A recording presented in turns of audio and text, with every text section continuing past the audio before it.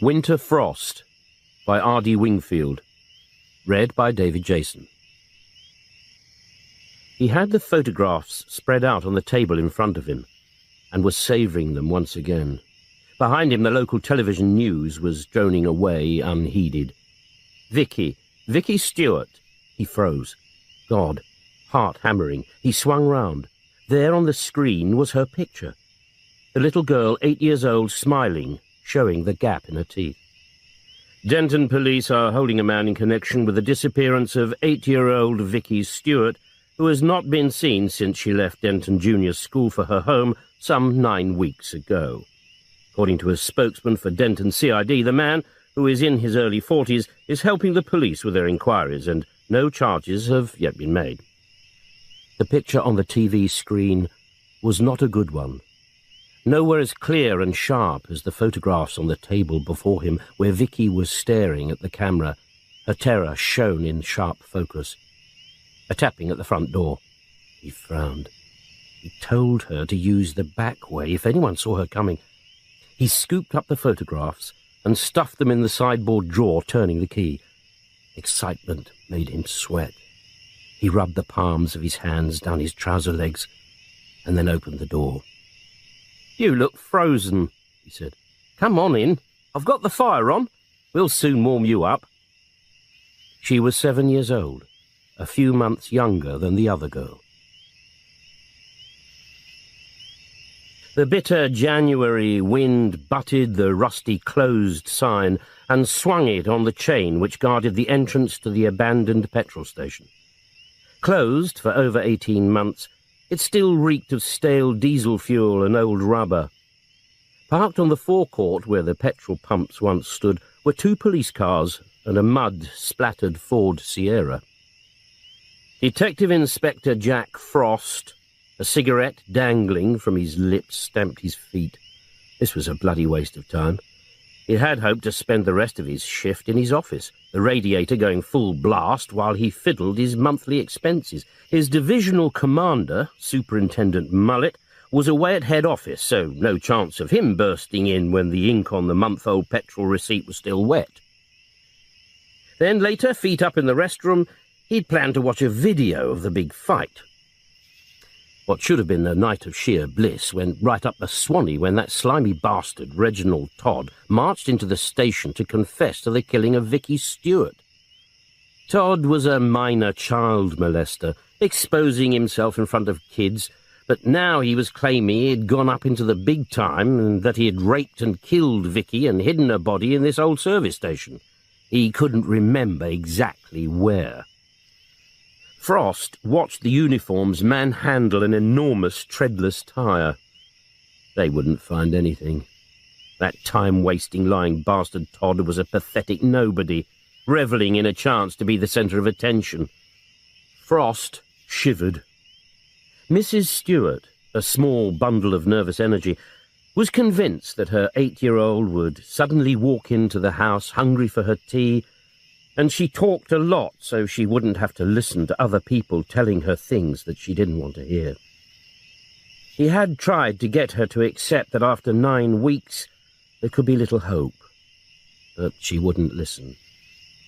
"Of course she's coming back, Inspector. I know it, I just know it. You're going to find her any day now, Inspector." Frost took one last drag at his cigarette. At least he told himself this time he wouldn't be breaking the bad news. Reggie Todd, sitting on the bunk in the police cell, noisily slurping down the cup of tea, was a thin, scrawny individual. A rattling of keys from outside and the cell door crashed open. Detective Inspector Frost stood there, his eyes blazing. Todd leapt to his feet, blurting out apologies before Frost could get a single word out. "I'm sorry, Inspector. I'm truly sorry. I must have dreamt it. It was so vivid I thought it was real." "You'll feel a vivid pain in the ghoulies in a minute," snapped Frost. "And it will be real." "I deserve it, Mr. Frost, but please, I hate violence." "You didn't seem to hate it when you were telling us what you did to the kid. You were dribbling with excitement." Todd hung his head. Frost's lip curled with disgust. "You will now make another statement, withdrawing your phony confession, And you will then get the hell out of here and hope and pray that I don't bump into you on a dark night." He turned on his heels and marched out of the cell. Station Sergeant Bill Wells looked up as Frost pushed through the swing doors into the lobby. "You should charge him with wasting police time." "He's wasted so much police time, I haven't got time to charge him for wasting it," said Frost. He poked a cigarette in his mouth. "I've got my car expenses to do. If anything important happens, like Lord Lucan walking in to give himself up, pass it over to Inspector Maud." He looked round. "Where is she, by the way?" Wells gave a disdainful sniff. Detective Sergeant Liz Maud, posted to Denton a couple of months ago, had been made up to the temporary rank of inspector while he, Bill Wells, after 17 years in the force, was still only a sergeant. "Oh, that jumped-up little cow." Frost chuckled to himself. He loved winding the sergeant up. He tut-tutted reprovingly. "That's no way to speak about your superior officer, Sergeant." "Superior? She's done half the time I have, and she's made up to temporary inspector. What's she got that I haven't?" Big tits," said Frost. Wells jabbed a finger. "You've hit the nail on the head there, Jack. It's sex discrimination in reverse." "Oh, I've never tried it in reverse," said Frost. "But where is she?" "With a prisoner, a cab driver. He picked this woman up and instead of taking her home, took her down a side street and raped her." "Bloody hell," tutted Frost. "I hope she didn't leave him a tip." His office was in darkness. He expected to find D.C. Morgan, newly posted from Lexington Division, hard at work with the crime figures, but the office was empty. And the papers hadn't been touched since he'd left. Frost charged out into the corridor, almost bumping into P.C. Collier. "Where's D.C. Morgan?" In the canteen," said Collier. "Go up and drag the sod out. We don't pay him to drink bloody tea, we pay him to fiddle the crime figures." His voice died. Over Collier's shoulder he could see into the open door of number 2 interview room, where a grim-faced woman in her late 50s sat bolt upright. She caught his gaze and snapped her head away to stare pointedly at the far wall. Frost pulled Collier to one side. "What's old Mother Beatty doing here?" "Waiting for a statement to be typed," said Collier. "She's the rape victim." "In her bloody dreams," snorted Frost. "Where's D.I. Maud?" Acting Detective Inspector Liz Maud, 26 years old, stared at the man on the other side of the table who was lolling back in his chair, a look of amused contempt on his face. "Let's go over it again from when you picked the woman up from the railway station." The man gave a resigned shrug. "The old cow phones for a cab. I picked her up, took her to where she wanted to go, dropped her off, and I drove away." "The woman tells a different story," said Liz Maud. "She claims you drove round to a side street and you raped her." "Do me a favour," protested the man. "I'm bleeding fussy who I rape. No, if it was you, darling." "If it was me," Liz snapped, "you wouldn't have anything left to rape with. You make a habit of assaulting female passengers, don't you?" He expelled breath in exasperation. "If you're referring to that slag of a prostitute, then we're talking ancient bloody history." 9 months ago, said Liz. "Recent bloody history, if you ask me." She looked up in annoyance as the door creaked open and Frost walked in. She turned to the microphone. "For the benefit of the tape, Detective Inspector Frost has entered the interview room." She wiped dark hair back from her forehead and glowered at him. "Yes, Inspector?" He beckoned her over to the door. "A quick word." Her lips tightened. "Later, I'm in the middle of an interview." "Now," said Frost. Eyes smouldering, she followed him out, closing the door firmly behind her. "I don't think you're going to make this one stick, love." "Did you check the victim's form?" She frowned. What was the fool on about? A victim? Old Mother Beatty. According to her, her drawers have been up and down more times than Tower Bridge. She's alleged rape and assault at least 12 times over the past 2 years. All wishful thinking. She also reckons she gets heavy-breathing phone calls, peeping toms when she strips off in the scullery and is being stalked. He offered her the long computer printout. Liz flicked through it, lips tightening angrily. She sounded so genuine, I believed her. She believes herself half the time, said Frost. Liz glowered at the interview room door. I could wring her bloody neck. Oh, don't be too hard on the poor cow. She's never had it. She's probably never going to get it, so she has to imagine she's had it. Never had it? Are you telling me she's a virgin? So the doctor said the last 3 times she was raped. I'll go and sweet-talk the old cow, said Frost. It was then he noticed how tired and drawn she looked. Are you all right, love? She glared at him. Of course I'm all right. Why shouldn't I be? You look a bit peaky. He was sorry he had started this. Just tired. Fed up, having to waste my time on phony rape charges. Her eyes shot daggers down the corridor in the direction of the lobby and Sergeant Bill Wells. You'd have thought our station sergeant would have had the decency to have told me. She spun on her heels and went back into the interview room. Doreen Beatty stared stone-faced at him as he entered the other interview room. I want nothing to do with you, Inspector, thank you very much. I'm definitely pressing charges, and there is no way you're going to talk me out of it. Frost tossed the withdrawal form over to Bill Wells. She's dropped the charges. Oh, how the hell did you get her to do that? Frost gave a modest smile.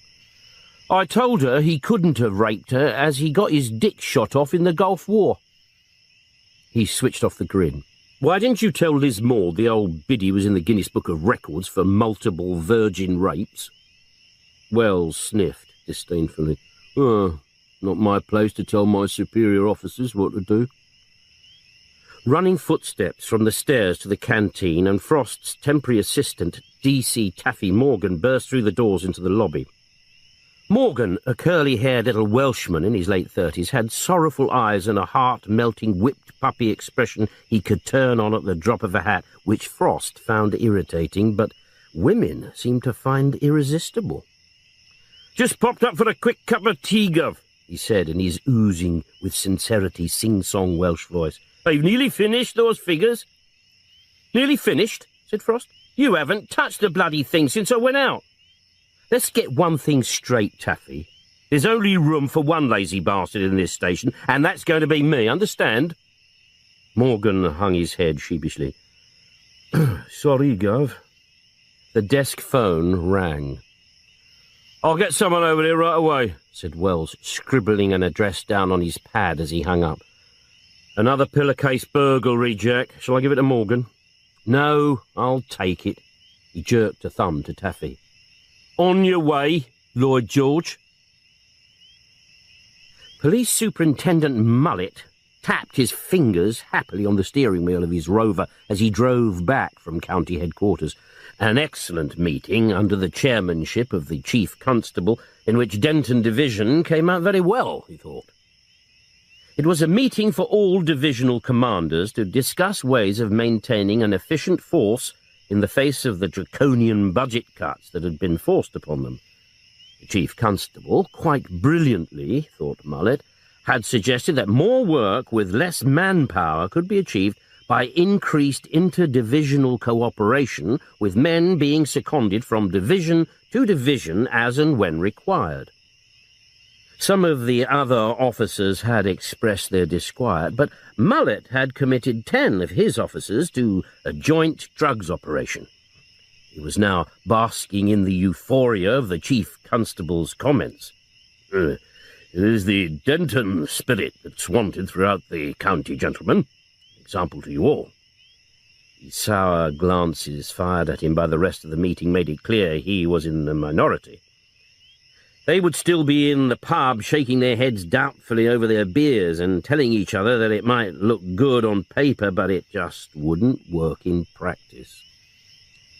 However, thought Mullet, if it did fail, it would be the doubting Thomases who got the blame, not the wholeheartedly approving Denton Divisional Commander, determined to make a go of it. As he turned into the market square, his mobile phone rang. Superintendent Harry Conley from Fenwick Division. A spot of interdivisional cooperation wanted, Stan, said Conway. Hope you can help. Mullet smirked happily. A chance to show what Denton could do. Certainly, Harry. Fire away. The burglary was at flat 305 on the third floor of the apartment building, where an angry-looking woman opened the door to Frost's ring and beckoned him in. The more the bloody merrier, she said bitterly. No one here when he robs us can't move for bleeding police when it's all over. Frost grunted his sympathy. Two uniformed men, Jordan and Sims, were already in the flat. Sims questioning an irate man who was slumped in an armchair. First bleeding night we go out together for ages, he was moaning, and this flaming happens. PC Jordan briefed Frost. Mr. and Mrs. Plummer went out just before 8 o'clock to see the film at the premiere, got back quarter of an hour ago to find they'd been burgled. Any sign of forced entry? No. Jordan took him over to the front door. The letterbox is in line with the latch. He probably hooked a piece of wire through and opened it that way.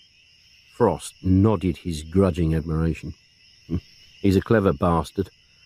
Let's have a look at the conjugal nest. He followed Jordan into the bedroom and saw exactly what he expected. One of the pillows, taken from near the double bed's headboard, had been dumped halfway down in the centre of the powder-blue quilt. Reminds me of my honeymoon, grunted Frost. Jordan grinned. A professional job. Straight in the bedroom and in and out in a couple of seconds. Still reminds me of my honeymoon, said Frost. Jordan suppressed a snigger as the husband and wife came in. Crime victims rarely saw the funny side of things. Look, shrieked the woman. Not content with pinching my jewellery, he's taken the bleeding pillowcase. He always does, Frost told her. It's his trademark. He uses the pillowcase to bag up the loot. He's done about 8 blocks of flats over the past 3 weeks. And you still haven't caught the bastard? Brilliant, snarled the man. As soon as someone is observant enough to feed us with a description, we might have something to go on, said Frost. But so far no one's come up with anything. The clock in the market square was chiming 11 as Frost nosed his Ford into the station car park. It had been a sod of a night so far. 2 more burglaries reported and investigated in the flats, making 4 in all. Frost had switched his radio off, just in case some bright spark thought he was itching for more crimes to investigate. At that time of night, the station car park should have been almost empty, but a large yellow and green motor coach was slewed across most of the parking spaces, and he had to leave his Ford at the entrance.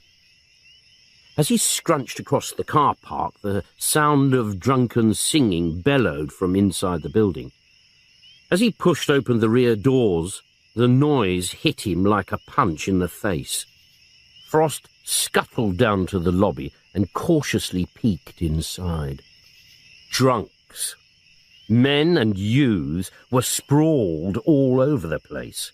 One man, eyes glazed, was performing a sinuous dance with much pelvic thrusting to music only he could hear. Another, egged on by the cheers of his mates, was standing on one of the benches performing a striptease and was down to his bulging Y-fronts. In the corner, a sad-faced individual was quietly and copiously being sick.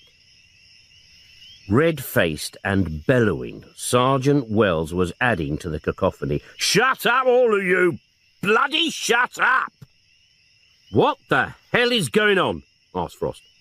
"I thought I told Mullet not to bring his Rotary Club mates here anymore." "Don't talk to me about flaming Mullet," moaned Wells. "This is all down to him, a coach load of football hooligans, just what I flaming well needed." He took one of Frost's cigarettes.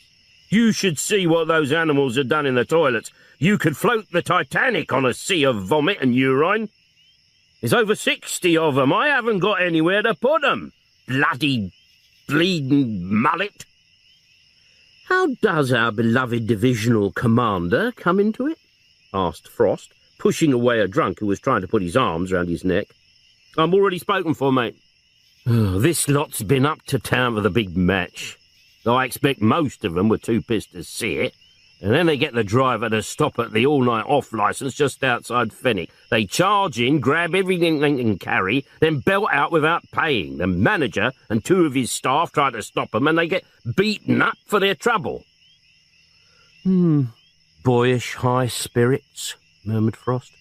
But it's Fenwick Division's problem. Tell me something I don't bleeding know. By the time the Fenwick area car turns up, they've all jammed into one of the coaches, left the driver behind and gone speeding off up the motorway. So Fenwick now wants other divisions to come to their rescue, stop the coach and hold the drunken sods until they can pick 'em up. All the other divisional commanders are boozing away somewhere. They don't want all the bleeding aggro, so they ask Joe Soap Mullet. We'll stop it, he says. Denton will rise to the occasion, as always. So now we're stuck with the sods. Mullet's mates must be laughing their bloody heads off. Still, grunted Frost, it's a fine example of interdepartmental cooperation. Mr. Mullet will be delighted. Then Mr. Bleeding Mullet can come round with a bucket and help swab up the mess. He gaped and pointed. Look at that bastard! He's peeing on the floor!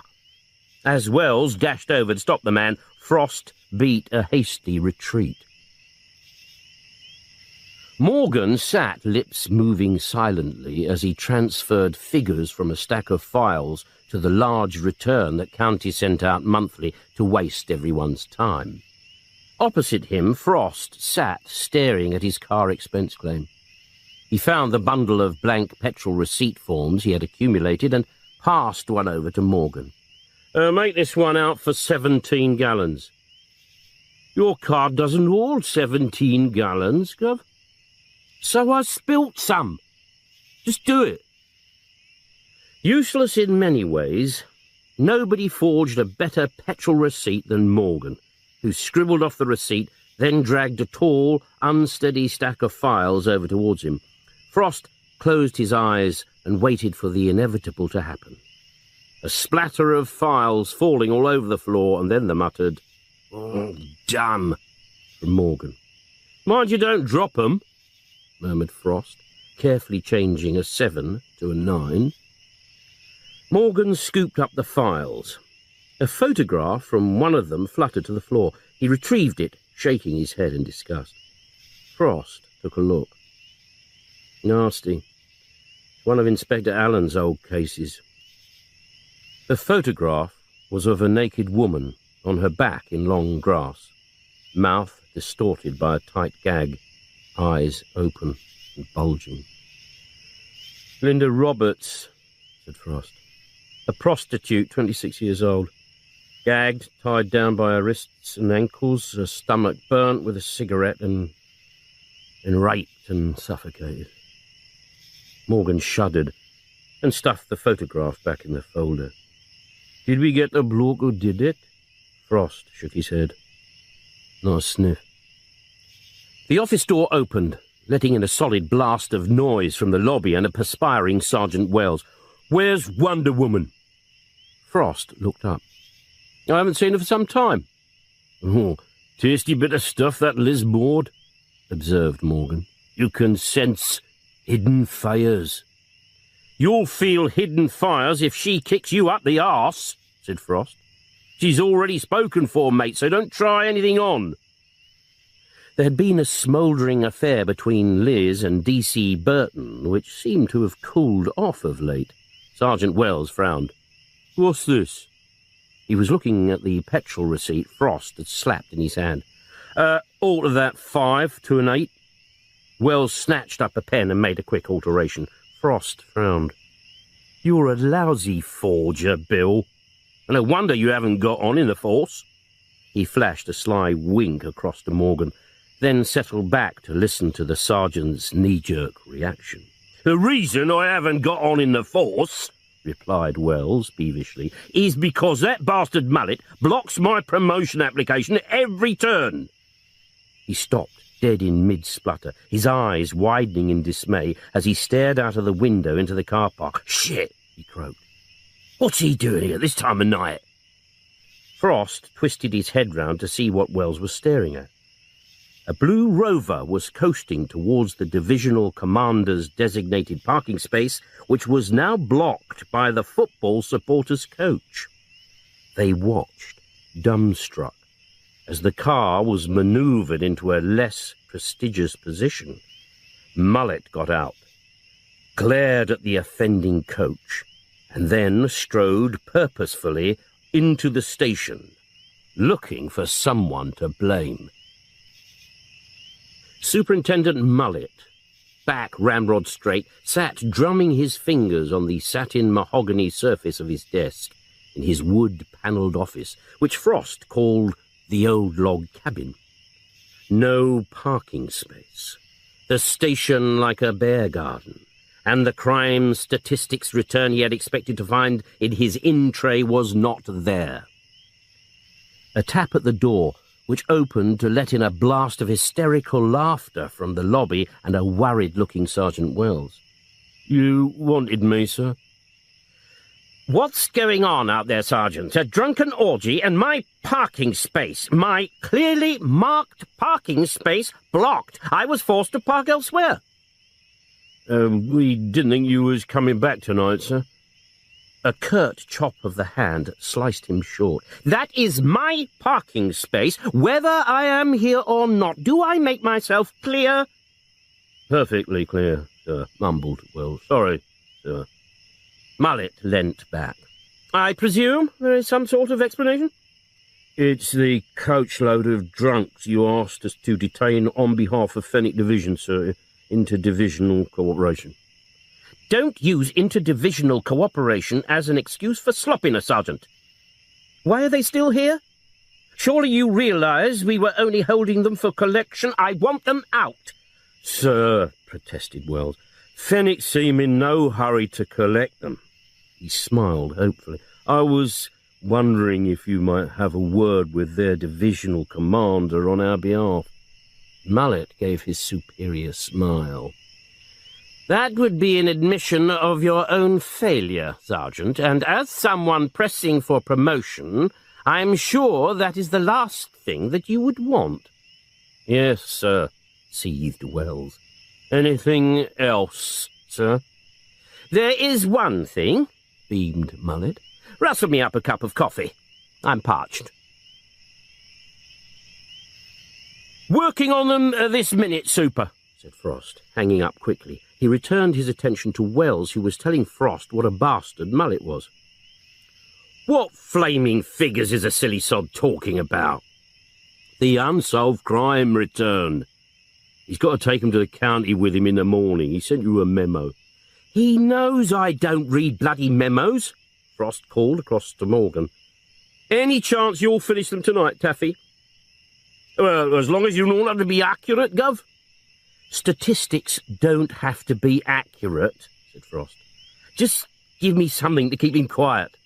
The internal phone rang again. "You'll have them in 10 minutes, Super," said Frost. "Just checking them for accuracy." What?"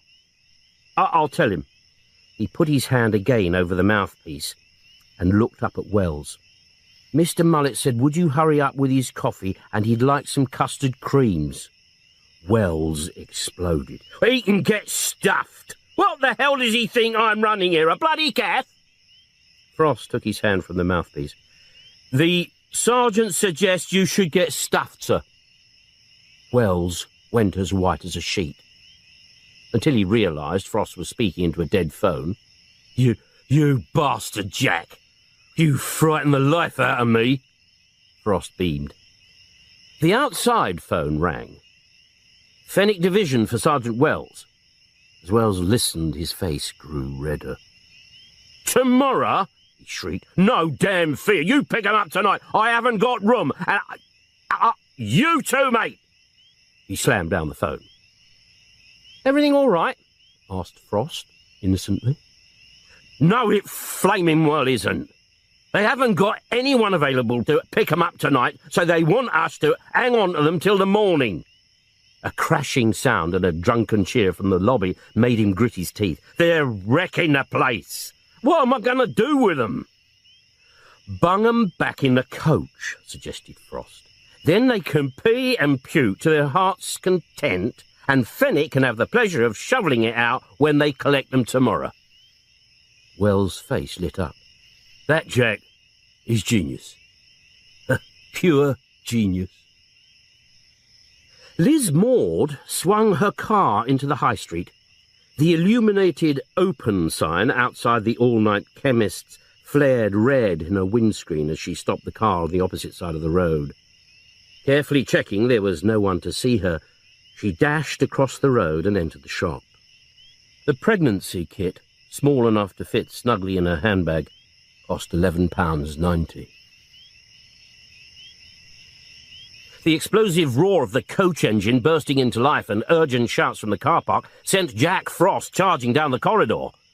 Then came the sound of metal grinding against metal. He reached the rear entrance just in time to see the coach, its jeering passengers, giving the V sign, weaving an erratic path to the exit, chased ineffectively by Collier, Sims and Jordan.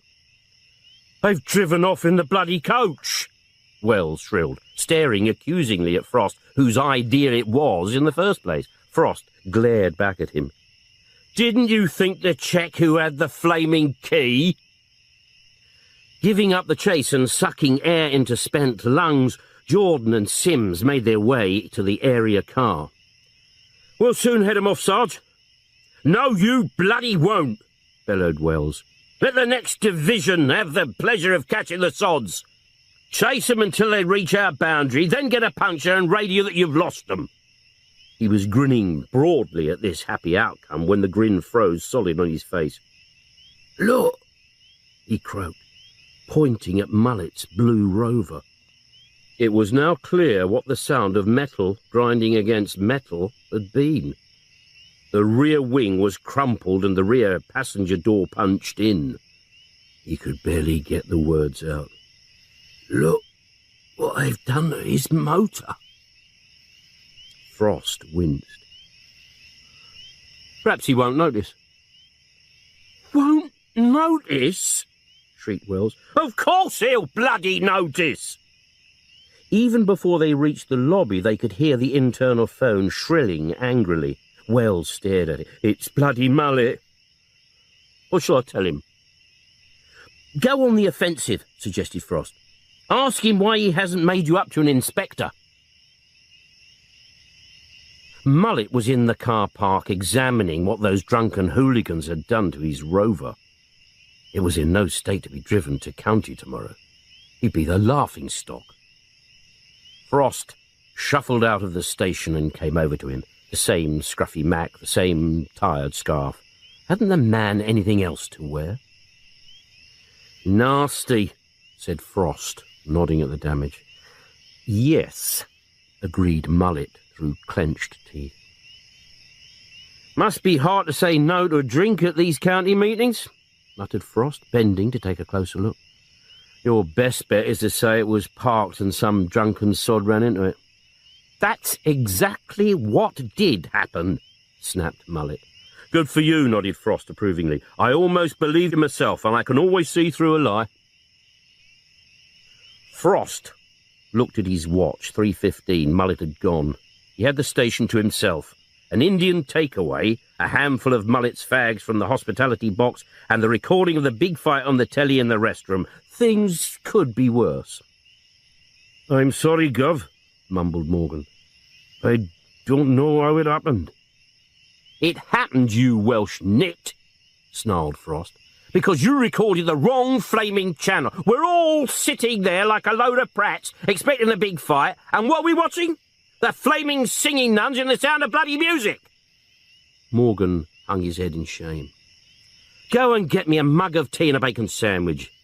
If you turn up with cocoa and a fairy cake, you're sacked." By 3:15 the next morning, things were worse. "Just had a call from a motorist inspector," Bill Wells reported. "Reckons he's found a woman's body."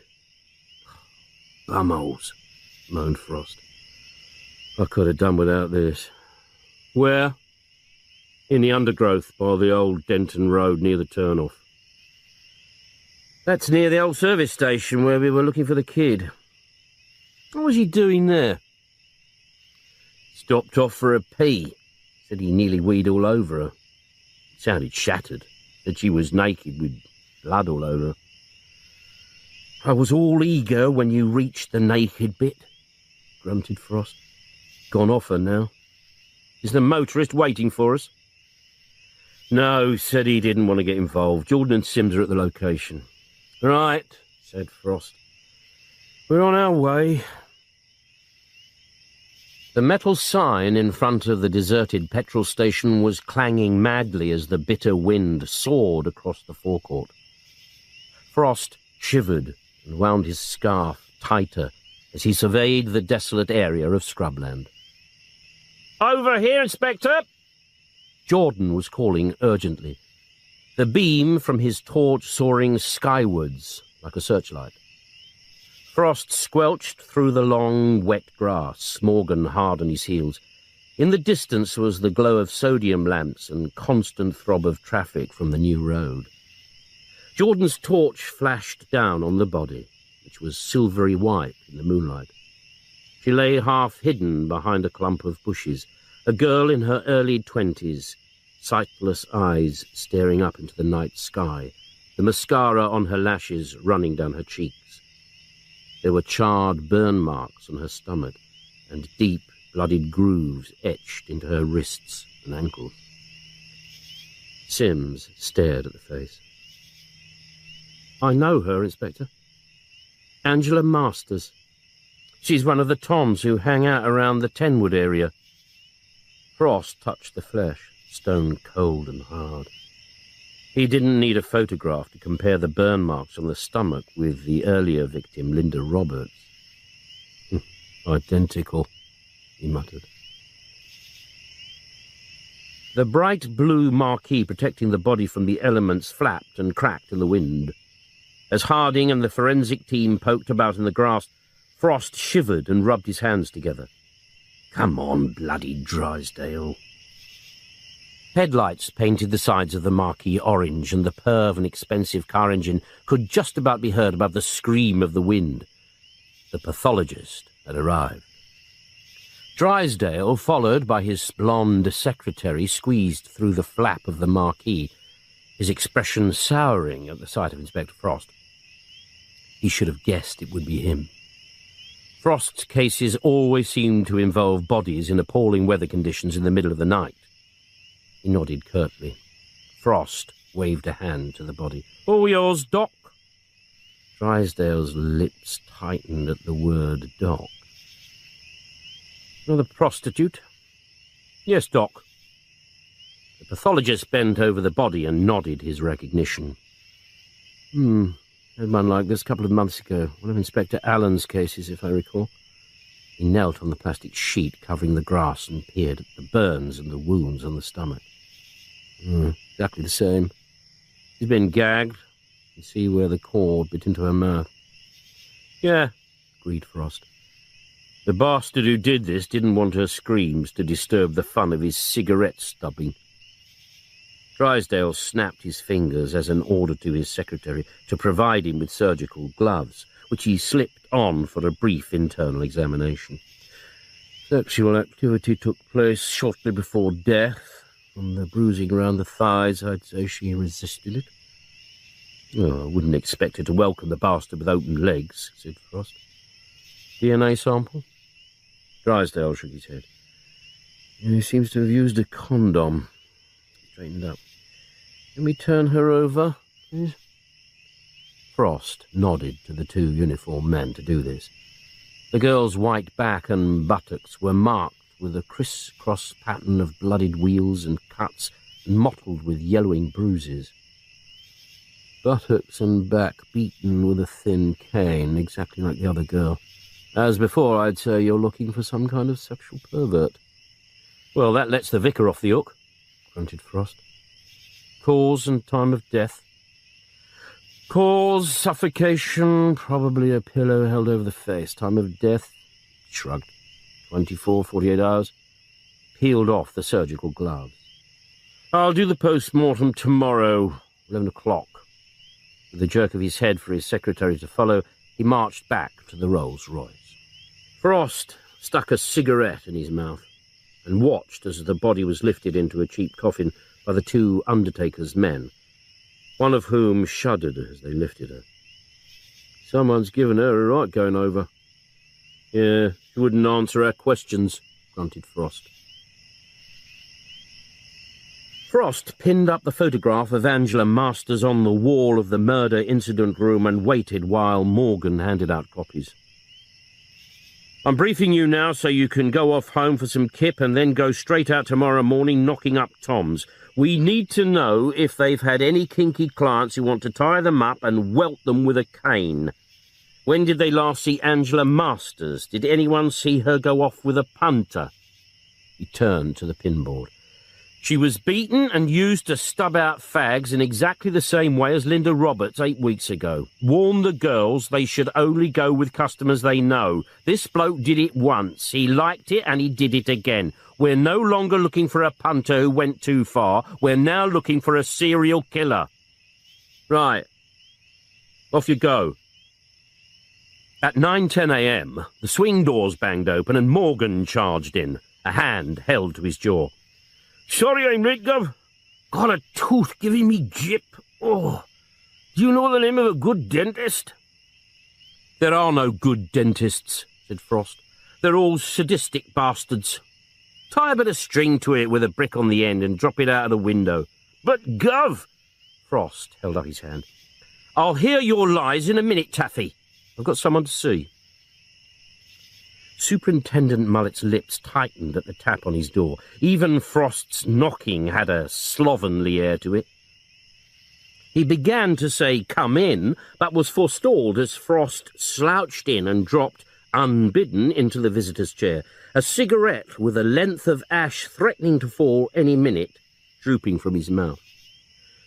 "You wanted to see me, Super?" "Yes."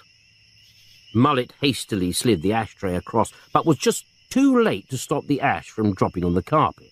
"That wretched Inspector Maud," he snapped, "had the damn cheek to come in here this morning, demanding to be allowed a few days off.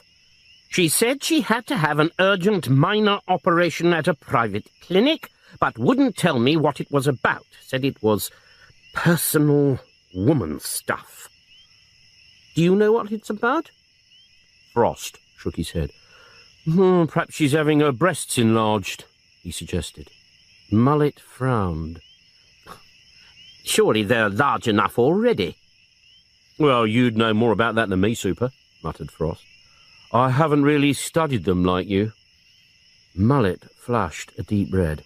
"I haven't studied them. Some things you can't help noticing. Anyway, she's off for a few days, which leaves us even more short-handed." "Oh, get some of our men back from County, then." "No, I want County to see that we can manage no matter how short-staffed we are. We'll all have to be that much more efficient." Frost stood up and moved to the door. "As long as you don't mind the overtime bill going up." "No way," said Mullet firmly, remembering what the chief constable had said at the meeting. "That is the easy way out." But he was talking to a closed door. Bill Wells, filling in his overtime claim form on the front desk, grunted with annoyance as a woman in her mid-30s, uncombed, straw-blonde hair, a cigarette dangling from her lips, barged through the doors and dumped a plastic carrier bag on the floor in front of the desk. "Can I help you, madam?" "You bloody better. My little girl's gone missing." Wells kept his expression fixed. Here was one of those "I pay my rate so you'd better bloody jump to it" brigade. He pulled the cap from his pen. "If you could let me have some details." Collier, who should have been here, was out with D.C. Morgan, scavenging the local rubbish tip on a job for Jack Frost. "Let's try and keep it calm, shall we, madam?" "Calm?" she shrieked. "Some bleeding pervert's got my kid and you want me to keep calm?" "The quicker I get the details down, the quicker we can start looking for her. Your name and address, please, madam." "Mary Brewer, 2 Rosebank Road, Denton." "And the little girl, how old is she?" "Jenny, 7. "Is there a Mr. Brewer?" "No, there flaming well isn't." It's going to be pitch dark soon, and you're asking these stupid questions. The quicker I get the details, the quicker we can start looking for Jenny. When did you see her last? And she came home from school for her dinner. What school? Denton Junior. Wells stiffened. Denton Junior. The same school Vicky Stewart attended. Have you checked with her friends? She might be round one of their houses. What? All bleeding night? Don't be stupid. She went missing yesterday. Yesterday? Your daughter's been missing since yesterday. Frost bustled through the door on the way to his car. Inspector, missing 7-year-old Jenny Brewer, Denton Junior School, barked Wells. Frost froze. He slowly turned round and walked back to the desk. How long has she been missing? It was the woman who answered. All bloody night. And tell me I've got to go over it all again. The cigarette in her mouth quivered with annoyance. Frost's shoulders slumped. You'd better come with me, he told her. In number 1 interview room, he nodded her to a seat. Right, Mrs. Brewer, said Frost. Let's have the details. I haven't seen Jenny since yesterday midday when she came home for a dinner. Supposed to be spending the night round her nan's. What? My boyfriend was coming round. He doesn't like kids. Boyfriend's name and address? No, he doesn't want to get involved. Well, he bloody well is involved, Frost snapped. Name and address, please. Dennis Hadley, flat 2, Peabody Estate. And what does he do? He's a lorry driver. Where does your mother live? 21 Old Street. He scribbled down the address. And Jenny never turned up at your mother's. Would I be bloody here if she had? Frost took a couple of deep breaths to control his temper. So why didn't her nan get on to you when Jenny didn't turn up yesterday? Because I hadn't told her the kid was coming. It's not on the phone. Jenny just calls there and her nan looks after her. Old Street is right over the other side of town. Are you telling me you'd send a 7-year-old over there without any warning, supposing your mother was out? She never goes out. If she did, Jenny would come straight back. She's always got coppers for the bus. Frost nodded. So how did you know Jenny never turned up at your mother's? Oh, I bumped into her at the supermarket about half an hour ago. Jenny ever gone missing before? Couple of times, but never overnight. She knows she'd get a bleeding good hiding if she did. We'll need a photograph. She opened her handbag and handed over a tiny dog-eared coloured print of a solemn-looking child. Looks bloody young for 7, he said. It's over a year old. It's the most recent one I got. Frost regarded it doubtfully. Kids change a hell of a lot in a year. The school takes photographs every year. Haven't you got one of them? She shook her head. I didn't bother. I see, grunted Frost. What was she wearing? Greeny blue dress, black shoes, and blue anorak. Right, I'll get things moving this end. You go back home and wait. If Jenny does turn up, let us know right away. Joan Boscombe, head mistress of Denton Junior School, was slipping on her coat when Taffy Morgan arrived. She looked very young to be a headmistress, an air of authority combined with an air of vulnerability. Very sexy, he thought. It's about Jenny Brewer. Jenny? She wasn't at school today. Nothing's happened to her, I hope? Well, you hope so too, said Tuffy. The thing is, she never returned home after school yesterday. The headmistress went white. Oh, my God. We don't know it's anything serious yet, said Tuffy. When was she last at school? The pages of a register were turned. Yesterday afternoon. I remember seeing her leave. We need an up-to-date photograph. The mother doesn't seem to have one. Her lips tightened. Your mother. She swung round to a filing cabinet and pulled out a file. This was taken just before Christmas. A postcard-sized colour print showing an older version of Jenny, looking serious and pale, and what appeared to be a bruise on her right cheek. Taffy jabbed a finger. What caused that? She said she fell. But you didn't believe her. Jenny seemed to fall a bit too often for my liking. Who's been hitting her? The mother? I don't know. But she seems to go in for violent boyfriends. Did Jenny have any close friends? None that I know of. I'll ask around and let you know. Thank you. One last thing. Could you confirm she was wearing a greeny blue dress and a blue anorak yesterday? She frowned. No, she was in red. A red woolen dress. Morgan's turned to frown. Are you sure? Positive. She usually wears the same old tatty things, and this was new. She was flaunting herself in it.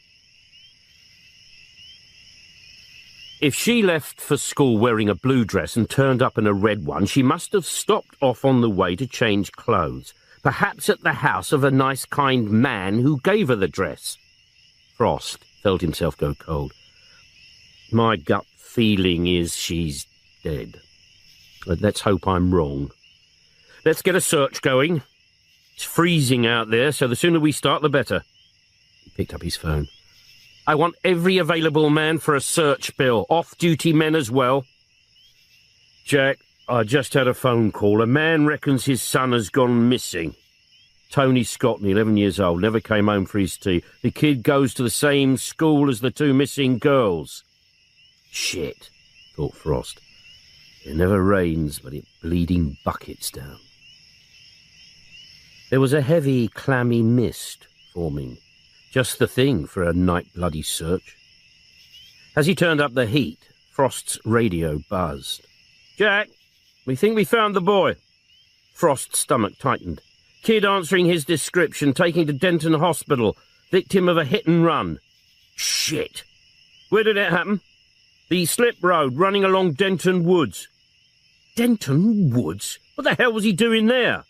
No idea. He had a call from a motorist, wouldn't give his name. He told us where to find him. Said the kid ran straight out in front of his car. Didn't give him a chance. And how is the boy? In intensive care. They don't expect him to pull through. Wells paused. Someone's got to break the news to the parents, and you're on the spot. Yeah. Always in the right place at the wrong bleeding time. P.C. Jordan bumped the area car along the potholed shortcut, which would take them back onto the main road. He and Sims should have had their meal break half an hour ago, but this hit-and-run accident had held them up. The mist was thickening and visibility shrinking fast. Sims had his head stuck out of the side window to ensure they didn't end up in the ditch. Suddenly he pulled in his head. Stop! It's a car! No lights, parked among the bushes. They climbed out and walked back to a dark grey BMW. No sign of the driver. Sims felt the bonnet. It's not been here long. Jordan pointed. The front near side wing was dented and the headlamp glass shattered. Shit, hissed Sims. From behind some bushes, a groan, and then the sound of someone being violently sick. They waited by the BMW until a short, pasty-faced man in his early 30s staggered from the bushes, wiping his mouth with a handkerchief. He started when he saw the two policemen, but managed to force a weak grin. I've been sick, he explained. So we heard, said Sims, holding out a hand. Driving licence, please, sir. The door of the interview room crashed open and an untidy individual hurried in and plopped down in a chair. Frost, he announced. Detective Inspector Frost. He looked at the arrest report. Mr. Patrick Morris, is it? Yes. Yes, and I want to protest. This is all a terrible mistake. I'm sure it is, agreed Frost. But don't worry, I've asked our forensic boys to see if the blood on your car's headlamp is the same group as your gatepost. The man stared at Frost, his face scarlet with rage. You bastard! Sticks and stones, reproved Frost gently. Morris fluttered an apologetic hand. I'm sorry. I'm sorry. His head sank down. I wasn't even going fast. Just pootling along. The kid came straight at me. He didn't give me a chance. He was sober, you were drunk, said Frost. I was not drunk. And I'm not bloody deaf, said Frost. Sit down. Morris sat. I'm sorry. I'm sorry. He leant over to Frost. I was not drunk. Drunk or sober, you knocked an 11-year-old kid down and you didn't stop. The kid's in intensive care. You could have done something to help him. The man in the other car came running over. I left it to him. Frost's head snapped up. What other car?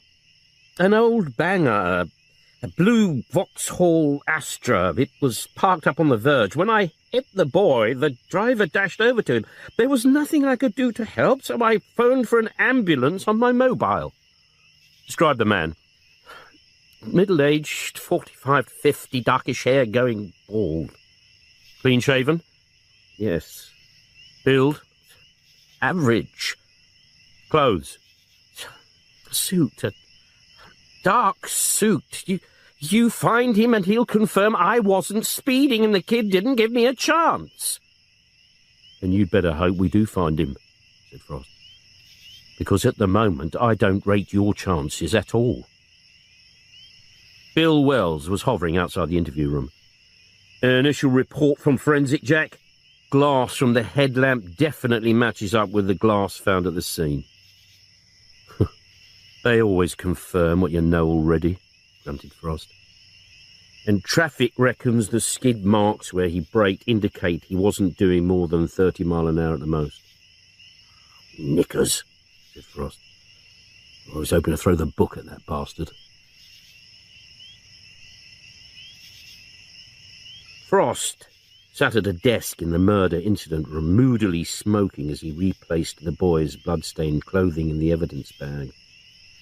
A smaller bag held items taken from the boy's pockets. He shook them out on the desk. Comb, 8 pence in copper coins, a handkerchief, and the torn half of a cinema ticket. WPC June Price had rung 10 minutes before. The boy was dead. Open in front of him was the thick file on the first missing girl. 8-year-old Vicky Stewart. A couple of witnesses had reported seeing a blue car cruising past the school on the afternoon Vicky went missing, but the car hadn't been traced. He drummed his fingers on the desktop. The fact that the Vauxhall Astra was blue probably didn't mean a damn thing, but he had one of his feelings. You don't take an 11-year-old to Denton Woods in the middle of the night to pick mushrooms. A tramping of tired feet announced the return of the first of the search parties. Frost checked his watch. 10 past. Mullet had only authorised overtime until midnight. He gave them a few moments to get settled, and then followed them up to the canteen. They all looked tired. No need to ask if they had found the girl. He made his way over to a table where Detective Sergeant Arthur Hanlon sat with 5 off-duty police officers, all gratefully warming frozen hands around mugs of scalding tea. "Where's Taffy Morgan?" Frost asked.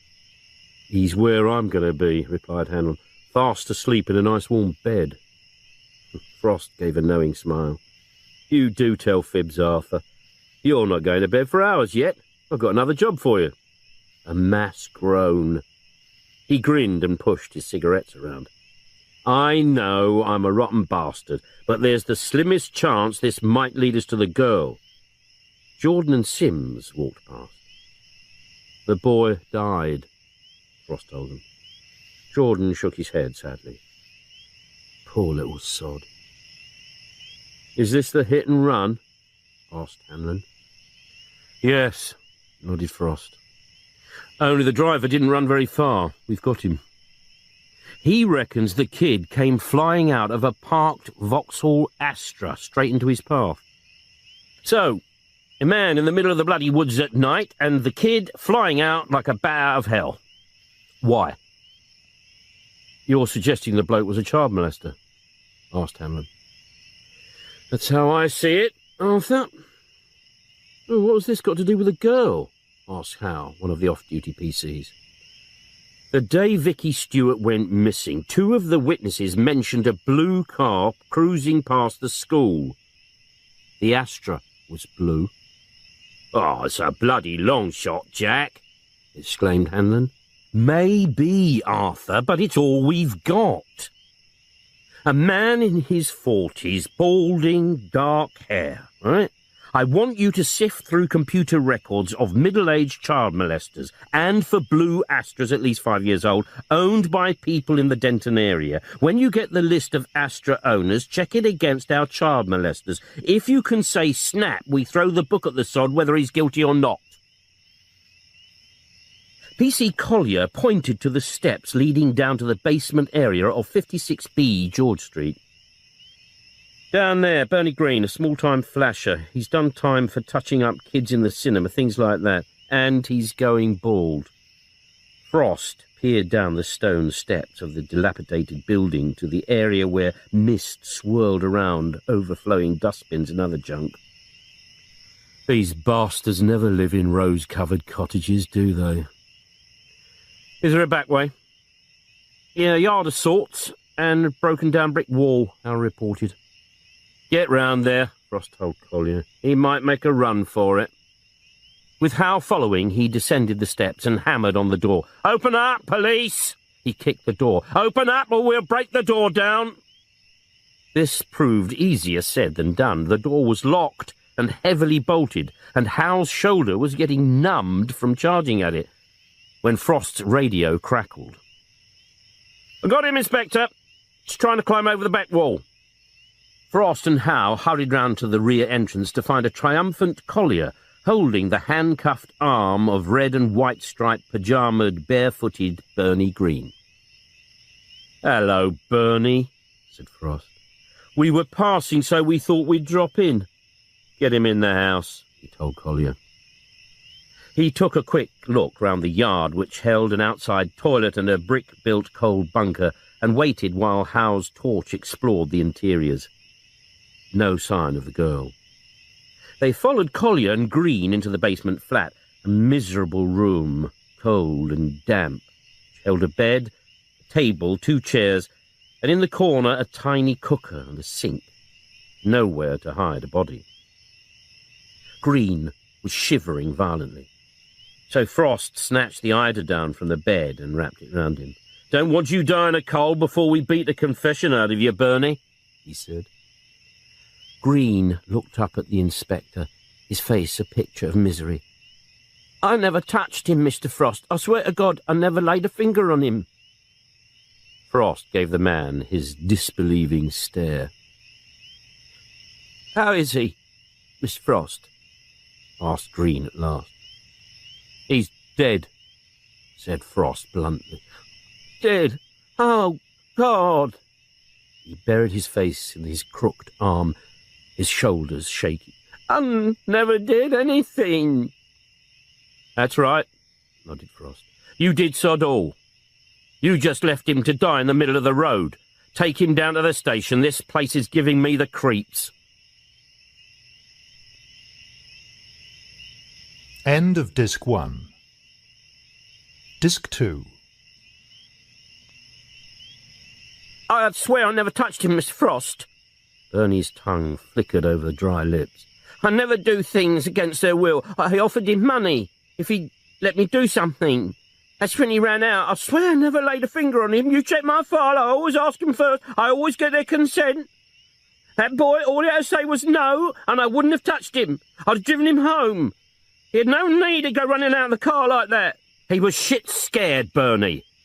You take him to the woods in the middle of the night, you demand sexual bloody favours from a kid. He must have been terrified. Green stared down at the floor. I'm sorry. I just can't help myself sometimes. And what about the 2 little girls from Denton Jr.? Couldn't you help yourself with them either?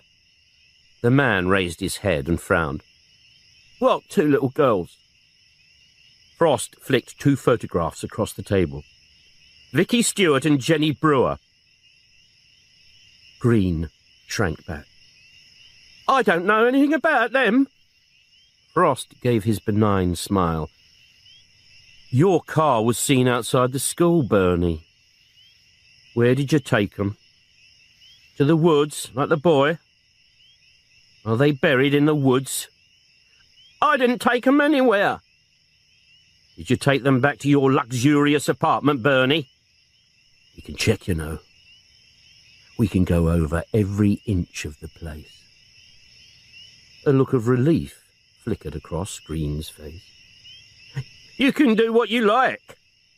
You won't find anything. And every inch of your car. If we find so much as a flake of skin, a hair even, from either of those two girls... Bernie jerked back as if he'd been struck. A hair? That's all we need for DNA tests, Bernie. He smiled sweetly. Not a problem, is it? Green buried his face in his hands. Hold on, Inspector, and give me time to think. After a few seconds, Green sat up and pushed the photograph of Vicky Stewart away. I know nothing about her, Mr. Frost, but this one... He tapped the photograph of Jenny Brewer. I might have given her a lift. Frost's eyebrows soared. What do you mean, might? All right. I did give her a lift, so it's possible you might find one of her hairs in my car, but that don't mean anything. That's all it was. It was a lift. And when was this? The day she went missing. I was driving past the school just as the kids were coming out, and I sees this little girl in red trotting along, all on her own, and it was peeing with rain, and she had no Mac, so I asked her if she wanted a lift, and she said, would I take her to Argyle Street? Argyle Street? Yeah, it's a few blocks away from the school. She told me she was going to have a photograph taken, and I said, I got some nice pictures at home, would you like to see them? And she said, no, and got out and ran across the road to this house. I watched her ring the bell, and a bloke answered, and she went in. What was the house number? The one on the corner. You actually saw her go inside? Yes! He had done it so many times before he could almost do it in his sleep. Jab the bell push, pound the door with the flat of your hand and yell, "Open up, police!" His radio paged him. I'm in position. Collier had been sent to the rear of the house to block any escape route. Again, Frost thumbed the bell push, letting it ring and ring. At last, an upstairs light came on. A window was raised and a head poked out. Who is it? Police, yelled Frost. Open up! Police? Oh, my God! The window slammed shut. Frost waited, shivering as the damp night mist bit through his clothes. There was a clicking of locks, and the front door opened to reveal a rotund little man in his mid-40s, fully dressed and zipping up a driving jacket. He seemed nervy and agitated. Oh, dear, how bad is she, did they say? Completely wrong-footed, Frost spluttered. I'm sorry, sir. How bad is who? My mother. Hospital said if her condition worsened, I'm not on the phone, you see. Then he saw the two police cars. We're not here about your mother, said Frost. Perhaps we could come in. It's freezing out here. Yes. Yes, of course. Shaking his head in puzzlement, he ushered Frost, P.C. Sims and Jordan following, into a small room furnished with two easy chairs, a table and a sideboard on which stood a small colour TV set. He clicked on the log-effect electric fire and then turned to face Frost, showing him his trembling hands. Look at me. I'm shaking. My mother's been in hospital nearly 3 months. She couldn't swallow. They've operated, but every time there's a knock at the door, I feel the worst. He dropped down in an armchair. Like I said, we're not here about your mother, sir, Frost told him. I'm Detective Inspector Frost. I'm investigating the disappearance of 2 missing children, Vicky Stewart and Jenny Brewer. The man's face showed concern. Oh, those poor children. What their mothers must be going through. We know your name, sir. Weaver. Charles Edward Weaver. But I don't see how this concerns me. We've had reports, Mr. Weaver, that one of the girls was seen entering your house on the afternoon she went missing. He showed the photograph of Jenny Brewer. This little girl, sir. Weaver took the photograph in a hand that shook. He studied it, then looked up in dismay. I didn't know it was her. Your informant is partly correct, Inspector. That little girl came to my house. She knocked and said something about wanting me to take her photo. Why would she ask that, huh? She must have seen me out and about with my camera. Photography's my hobby. I pretended my camera was broken, and she went away. She never came in. Why did you tell her your camera was broken? Weaver gave a sad smile. A single man alone in the house with a young child. You know how neighbours talk. I hope they bloody talk when we chat them up, thought Frost. And you are positive she didn't come inside the house? You didn't close the front door behind her even for a second? Definitely not. She went skipping off. It was pouring with rain. There was a blue car outside. I got the impression she might have gone off in that. And she was the one who is missing. Poor little mite. Weaver sounded sincere and genuinely upset, but Frost was feeling that buzz, that almost sexual thrill of excitement that was whispering to him that this was their man. Frost poked a cigarette in his mouth, but before he could light up, Weaver fluttered a hand. I'd be obliged if you didn't smoke. He patted his chest. Asthma affects my breathing. He produced an inhaler from beside his chair. Frost returned the cigarette to his packet. We'll get on with the search, then. A search warrant? Blinked Weaver, staring at the document Frost had thrust into his hand. Frost jerked a thumb to his team. Start with the upstairs rooms. Weaver watched in dismay as forensics and Rawlings, the scenes of crime officer, thundered up the stairs. Frost took Weaver by the arm and led him to the kitchen where P.C. Jordan was opening and shutting drawers. We can talk in here, sir. He noticed a bag of boiled sweets on the table. Sherbet limes. He hadn't had sherbet limes since he was a kid. Are these yours, sir? Yes, snapped Weaver, snatching the bag from him. They are mine. I don't use them to lure young children in here, if that's what you're implying. I wasn't implying any such thing, sir, said Frost. I was hoping you'd offer me one. The sound of nails wrenched from wood coming from above made Weaver start. What is that? That's the floorboards coming up. In case you forgot to tell us about the body. Inspector! P.C. Sims was calling from the top of the stairs. Would you come up? Have a look at this, please. Frost thudded up the stairs, past a tiny bedroom with a commode alongside the bed, evidently the mother's room, and came to Weaver's bedroom. It was a small suitcase, far too small to hold a child's body. Inside it were photographs. Lots of photographs. Some black and white, some colour. All of children. Small children. Mostly in the nude. Sims had pulled the wardrobe away from the wall.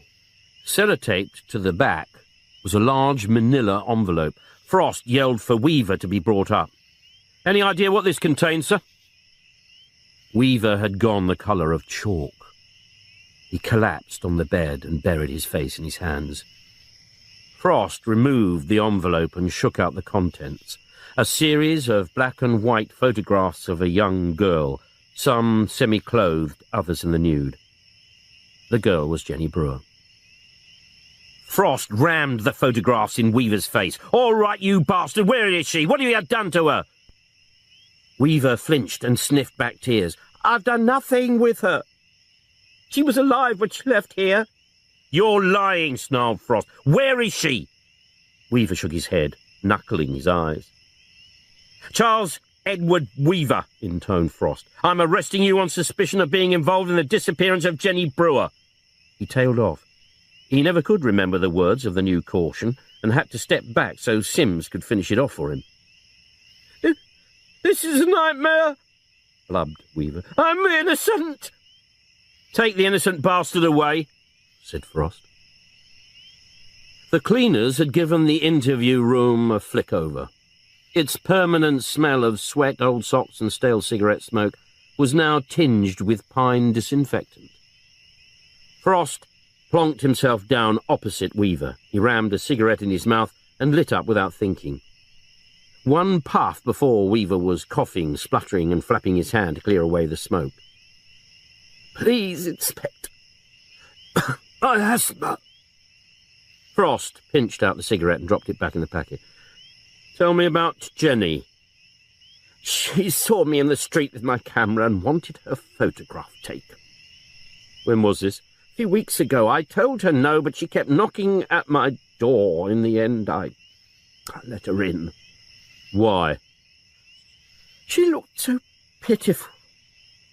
I felt sorry for her. I didn't intend taking the photographs. It just happened." "She just happened to strip off and you just happened to have your camera handy?" Weaver bowed his head. "She'd do it for free?" "I gave her sweets, bought her little gifts." "Clothes?" "Red dress. She kept it at my place." "Where is it?" "I burnt it." "What did—" Frost jerked his head round angrily as someone knocked at the door of the interview room. He flicked a finger for Sims to see who it was. It was Sergeant Bill Wells, who beckoned urgently to Frost to come outside. "The hospital's phoned, Jack. Weaver's mother has taken a turn for the worse. They think he should get over there right away." Frost found a dog end in his pocket and took a couple of quick drags before grinding it underfoot.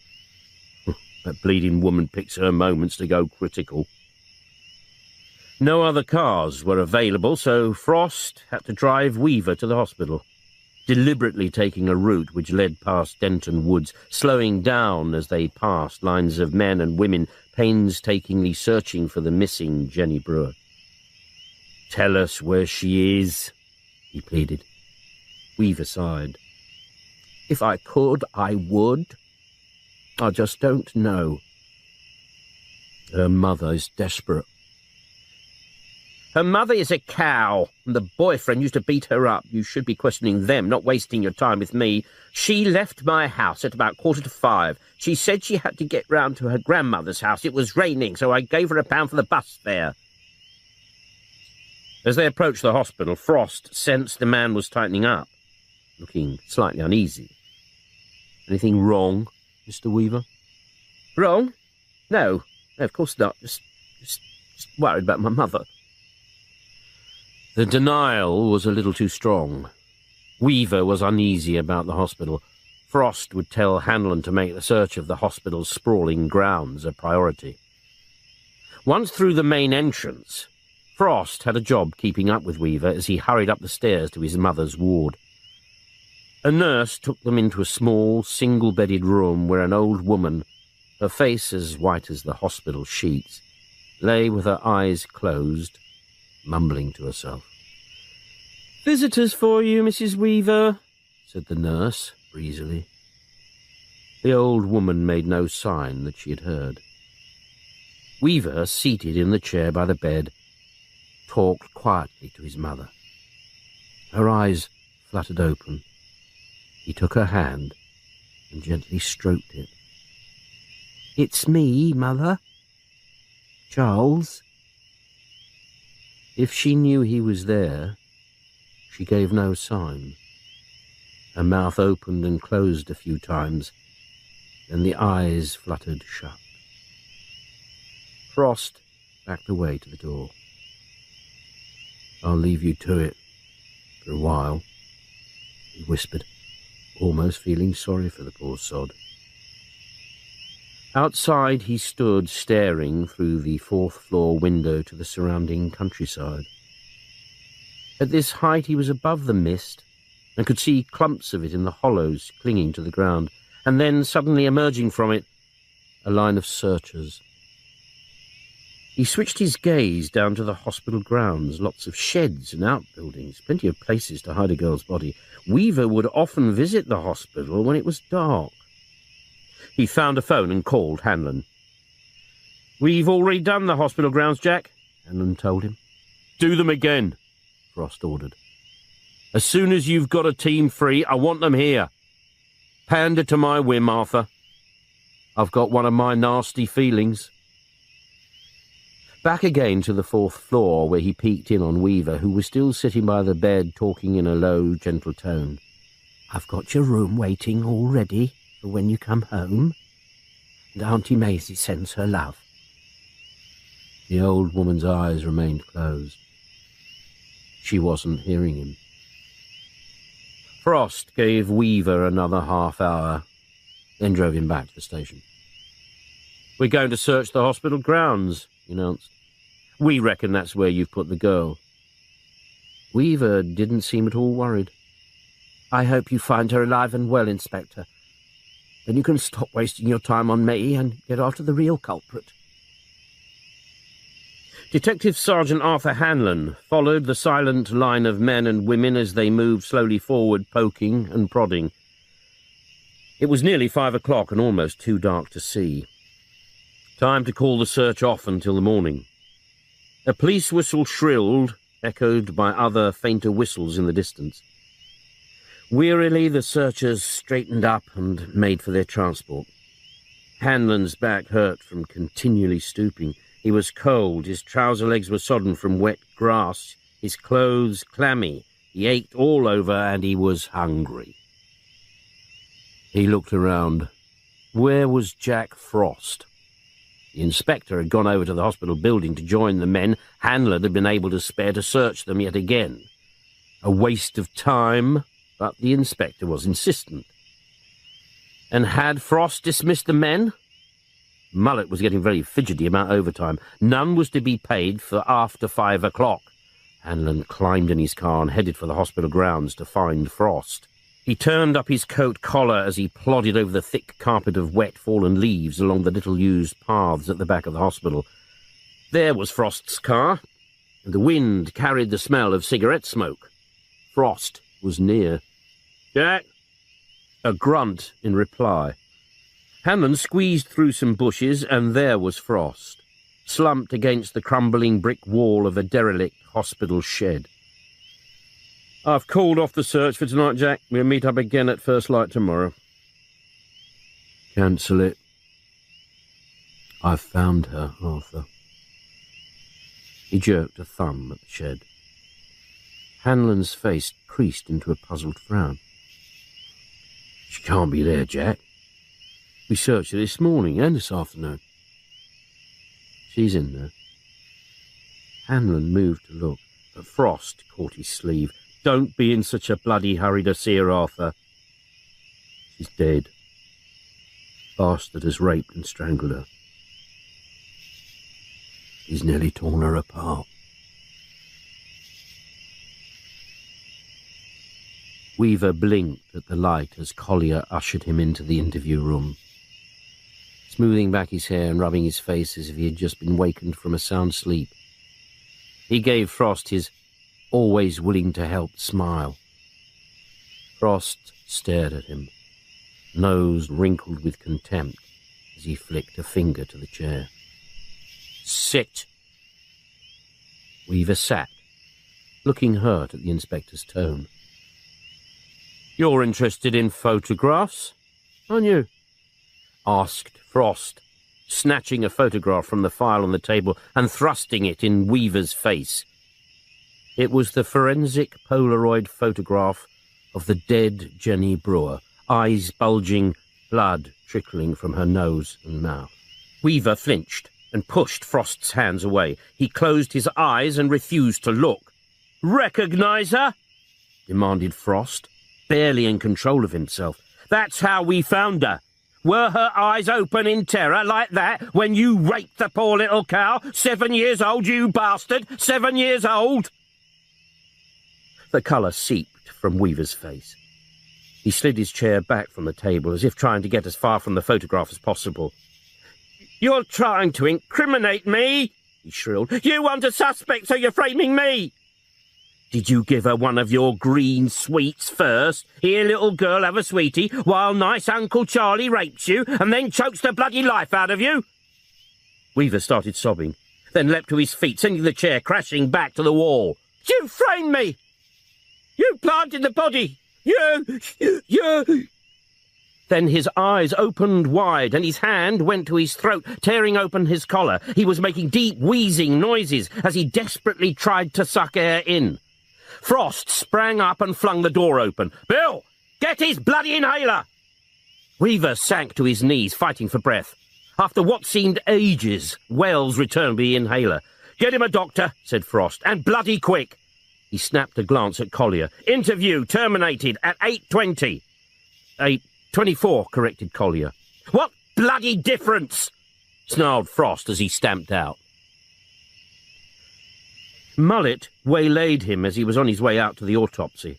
You found Jenny Brewer. Why am I always the last to know? Sorry, mumbled Frost. I was on my way to see you now. And she was found in a place that was supposed to have been searched earlier. Yes, he was in no mood for a bollocking and had to suppress the urge to barge Mullet out of the way and get back to his office.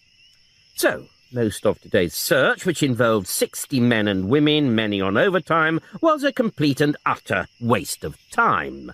No, we found her. But if she had been found the first time that shed was searched, we could have called off the teams hours ago. Have you any idea what this little lot cost? No, answered Frost. Funnily enough, that was the last thing on my mind. All I was stupidly thinking of was trying to find the poor little cow. Mullet glowered.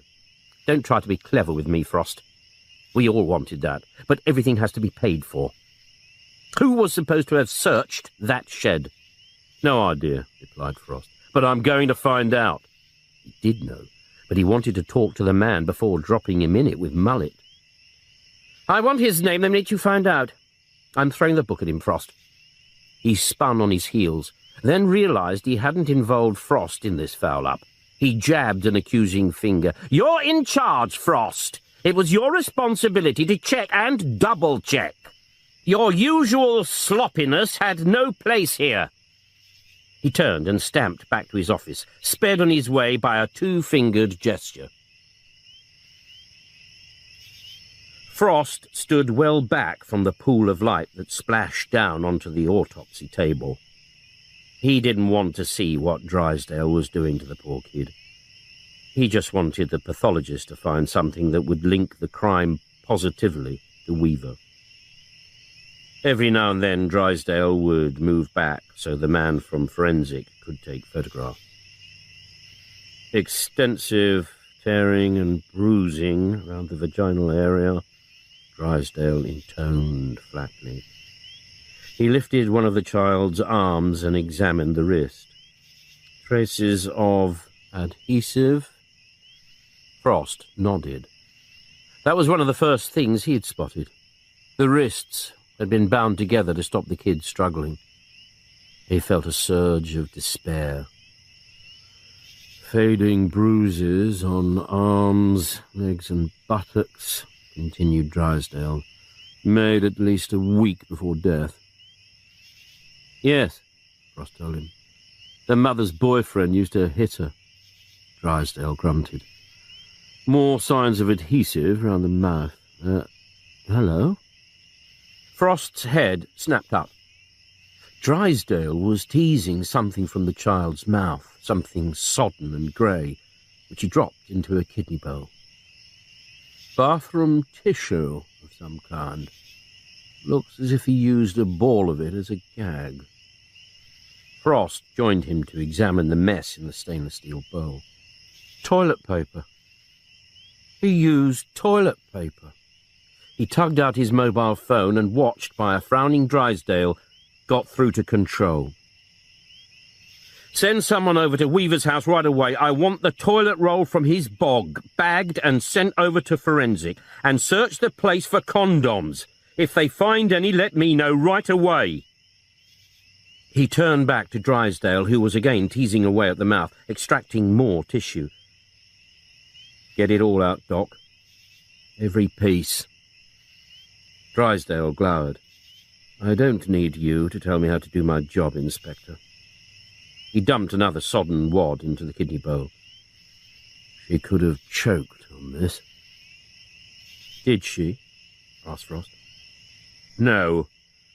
She died of manual strangulation." "Anything under her nails?" In answer, Drysdale pointed to the fingers. The nails were bitten down.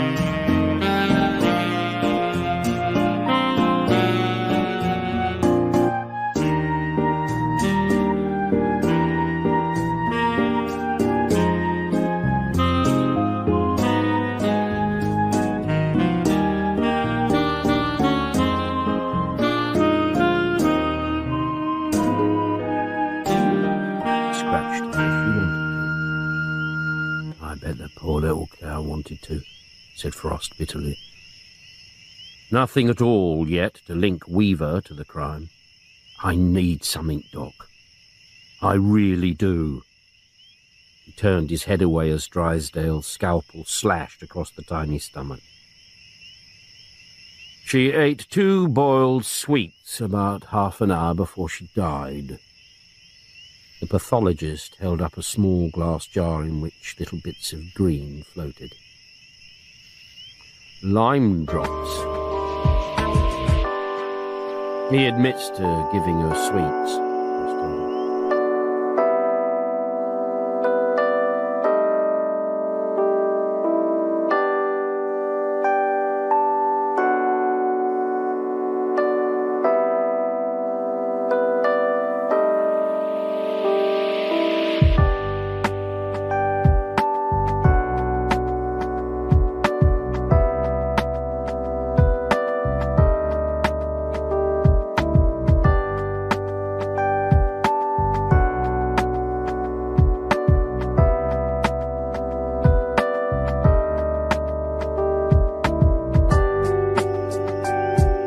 Some 48 to 60 hours.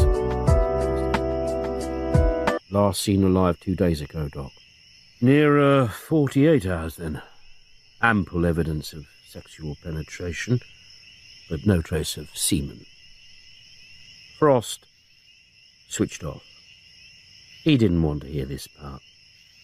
Poor little cow, mouth stuffed with toilet tissue, hands taped behind her back so she couldn't fight off dear old Uncle Charlie. He tore himself away from his thoughts and found himself staring at the pale face. "She was a pretty little kid," he said. Drysdale looked up from his cutting and gave the face a quick glance. "Yes, I suppose she was." As soon as the autopsy was over, Frost hurried over to the forensic lab to find out if they had had any joy matching up the toilet paper. "It'll be another 24 hours, protested Harding. "All we can say at the moment is that the roll from Weaver's house and the substance taken from the girl's mouth appear to be of the same type and colour and from the same manufacturer." Frost sighed with relief. "Well, that's something. The trouble is, Inspector, this is one of the top-selling brands. Millions are sold every week. You've probably got the same type in your bathroom." Frost shook his head. "I use Mullet's memos. They give me more satisfaction." A technician who was squinting down a microscope in the far corner beckoned Harding over. They held a murmured conversation, and from the look on Harding's face when he returned, Frost knew he wasn't going to like this. "I'm afraid the probability is that the samples are from 2 entirely different rolls." "Oh, it doesn't take 24 hours when it's bad bleeding news, does it?" moaned Frost bitterly. How can you be sure? The paper in the girl's mouth came from a brand new roll. How the hell do you know that? The manufacturers always sealed down the end of the toilet roll to stop it flapping open. He held up a new roll. You can see the ridge on this one here. Frost nodded gloomily. Everything you wanted to know about bog paper, but were afraid to ask. And the roll from Weaver's house? At least 3/4 used. Find the brand new roll, and there's a good chance we can match the perforations. Out with the mobile to call control. Get another team over to Weaver's place. Go through drawers, cupboards, cases, the lot. We're looking for another toilet roll. If they have no luck, forage his rubbish bins. Use as many men as you like, but find it. As he disconnected, the phone rang. A voice he didn't recognise asked, Inspector Frost, Detective Chief Inspector Preston, Belton Division. Belton was the neighbouring division to Denton. What can I do for you? Asked Frost. It's what I can do for you, Inspector. We've found something of yours. It was a dark, bumpy, rutted dirt road, overhung with dripping trees. But as Frost turned the bend, everything sprang into life with floodlights, cars double parked, radios chattering, men crawling over the grass verge, and a small tent-like structure glowing orange. Detective Chief Inspector Preston, thin, balding, and unsmiling, greeted him with a curt nod. We could have done without this. It's your damn crime, with the victim being dumped in our division. Oh, stick her in the car and I'll take her back to Denton, grunted Frost, hating the man on sight. Where is she? Where do you think? We didn't put the tent up to go camping. He ducked through the entrance and Frost followed. She lay on her back, eyes open, like the others. Naked, sagging, the rolls of fat on her stomach disfigured with bruises and burns. That's Big Bertha. Shares a flat in Clayton Street with another Tom. Deep marks were grooved into the raw, bloodied wrist. The poor bitch has had a right going over. Suffocated, probably, with a pillow, said Preston. Doctor reckons she's been dead a couple of days at least. Frost straightened up. We've got to get this bastard, and bloody quick. He's got the taste for it.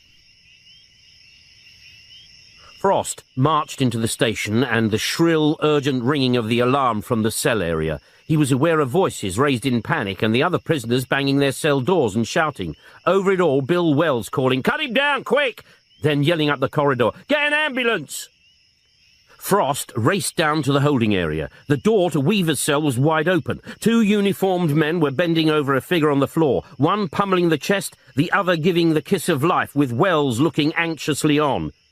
"He's topped himself," said Wells, sounding furious, as if this was personally directed against him. "The silly sod has hanged himself. I checked him a few minutes ago and he was all right." "How could he hang himself?" asked Frost. Wells pointed. On the floor lay a coil of white nylon cord, the knotted noose at the end cut where they had removed it from Weaver's neck. "Where the hell did he get the rope from?" Wells demanded. Frost bent and picked up the cord, which had a beige plastic tassel at the end. Shit! The hospital. The cord on the Venetian blind in the mother's room. When he left Weaver alone, the sod must have cut off a length. There were scissors on the trolley by the bed. Bloody hell! Mullet's going to have a field day over this. Frost ordered the uniformed men out of the cell and sat down on the bunk bed. What a bloody mess. Wells sank down beside him. It's all bloody Mullet's fault. Sending half our manpower away to help other divisions. We should have a proper custody officer. I'm having to do 2 jobs. I haven't got the time to do them both properly. He looked imploringly at Frost. There's going to be an investigation, Jack. They'll be looking for scapegoats. So let's get our story straight. I searched him. You saw me. Frost lit up a cigarette. Don't worry, Bill. If there's any blame going, I'll cop the lot. He left a note, said Wells. Says he didn't do it. Note? Frost's head snapped up. Where? Wells pointed. Taped to the inside of the cell door. Frost slammed the door shut. And there it was, stuck to the door with a strip of surgical tape, scrawled on the back of one of Weaver's mother's old hospital charts. Weaver must have planned this all out in advance, as he sat in that room, squeezing the hand of his dying mother. Dearest mother, I didn't do it. They're making me out to be some kind of perverted monster. That Inspector Frost is framing me. He's bullying me to confess to something I didn't do. I'm innocent, but I can't stand the shame. Goodbye, Mum. See you in heaven, Charlie. In heaven? Snorted Frost. In hell, more like. He'll be able to complain to Mullet personally when the time comes. Mullet stared coldly at Frost. You left him unattended in a room with scissors and a cord. A man you suspected of being a child killer. You left him. Yes, said Frost. I felt sorry for the poor sod. His mother was dying. He claims he is innocent. So did Crippen. Mullet waved this to one side. I've listened to the tapes of your last interview. As he says, you bullied him. He was weeping. I bet that poor kid was weeping when he raped her. Mullet glared. A bungled, mishandled investigation with tragic consequences. Nothing was bungled, snapped Frost. If the silly bastard hadn't topped himself, it would have been an ongoing investigation. If we found he didn't do it, and it's a bloody big if, we would have let him go. If, countered Mullet. A death in custody and an innocent man. The press will be down on us like a ton of bricks. Innocent my arse, exploded Frost. Mullet flushed angrily. There will be an investigation of this death in custody, and I'm going to put in a strong recommendation that you be suspended from duty. Thank you very much, said Frost as he stood up. For a moment I was terrified you'd be on my side. He left, Mullet glowering at the slammed door. Morgan lumbered in, rubbing his eyes and yawning. Look what the cat's sicked up, said Frost. Where the hell were you yesterday? Morgan frowned. With a search party, Gov. And after that? I went straight off, spent the night at a friend's place. A female? Asked Frost. Yes. He rubbed his hand across his forehead. I think we overdid the drink. I think you overdid the other as well, snapped Frost. He rifled through the pile of forms filled in by the search parties. You searched that old garden shed in the hospital grounds? Did I, Gov? Frost waved the form at him. You've ticked it to say you did. Well, if I ticked it, then I searched it. He frowned. What's the problem? The problem, Frost told him, is that the shed you thoroughly searched is where we found the girl. Morgan firmly shook his head. No, Gov, that's not possible. Weaver must have put it there after I searched. That was clever of him, seeing as how he was in our custody all day. Then someone else dumped it for him. Just to oblige him, don't let's beat about the bush. You ticked it off, but you didn't search it. Morgan loosened his tie. We are talking about the same place, Gov? Little shed, fertilizer sacks, a sort of shelf thing like on the wall? Yes. I searched it, insisted Morgan. Look, Gov, I may be all sorts of a shit, but if I'm looking for a kid and I flaming well look, I lifted the sacks, each one. She wasn't there, I swear it. Frost looked hard at him.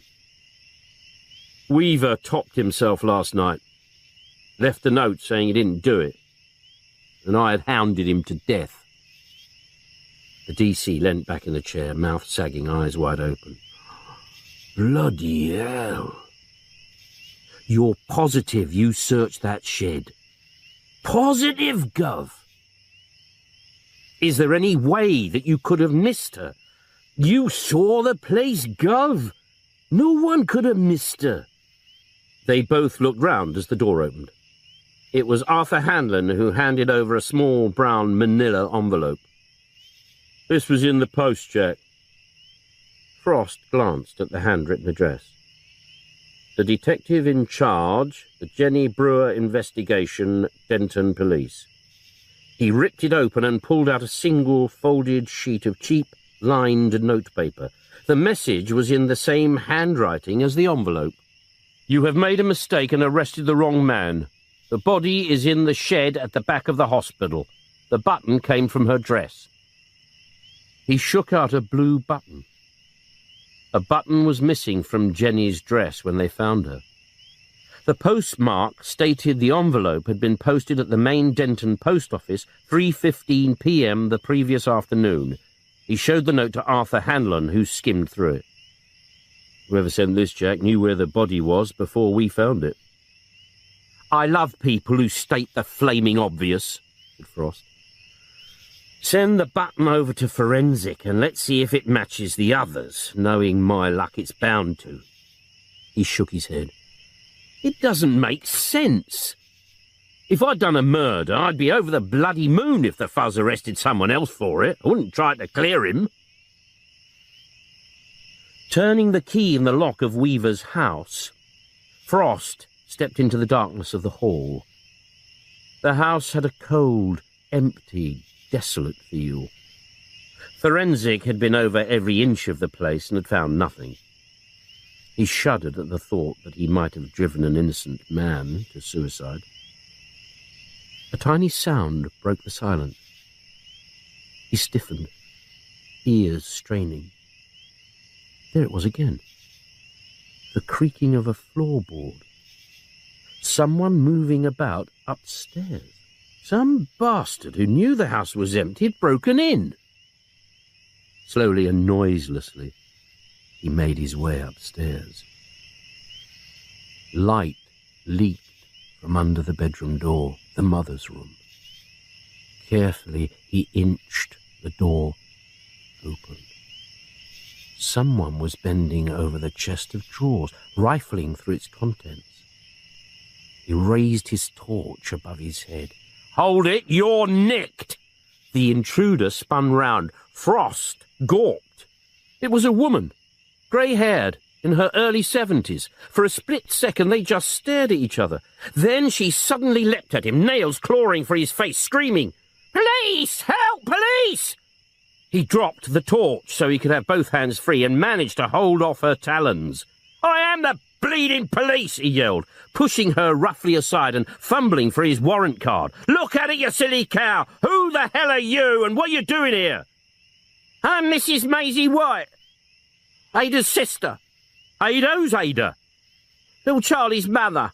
I'm his Aunt Maisie." Of course, thought Frost. Why am I being so thick? You mean Charles Weaver, the bloke who lives here? "Lived here," she corrected, dabbing her eye with a tiny handkerchief. "Can't believe it. First little Charlie, then Ada." "Ada? His mother? She's dead?" The woman nodded. "Early this morning they didn't tell her. She never knew." "I'm sorry." "A merciful release," she said. Her expression changed. "Are you the policeman who drove little Charlie to suicide?" Frost winced. "We found photographs," he told her. "The little girl was in his house the afternoon she went missing and he lied to us. He was our prime suspect." She sat on the bed beside him. "He didn't do it, Inspector. Believe me, I know. He was sweet, gentle and kind.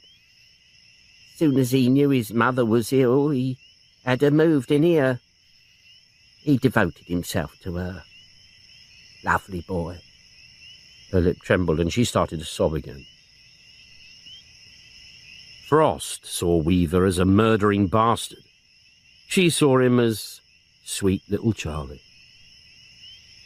The little girl who was raped and killed was a lovely girl. She dried her eyes. I know that little boy. I brought him up. His mother wasn't married. It's commonplace now, but it was a dreadful thing then.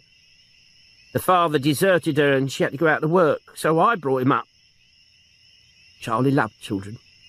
No, not in a nasty way, but as a kind, gentle man. He didn't harm that little girl, Inspector.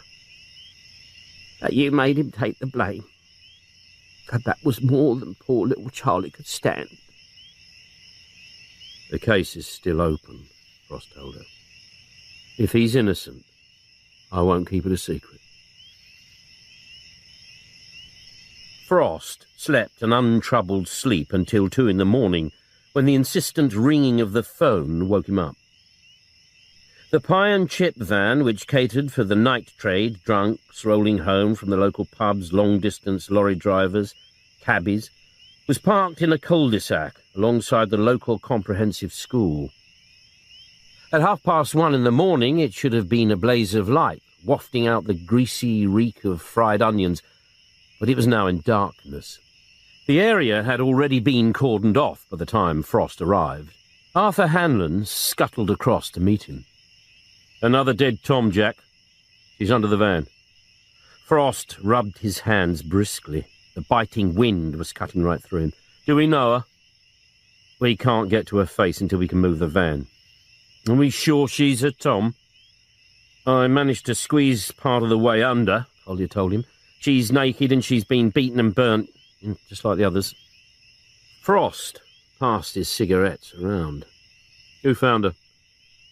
Ted Turner, the bloke who runs the stall. Some joker's let his tyres down and he had to go back home to fetch a foot pump.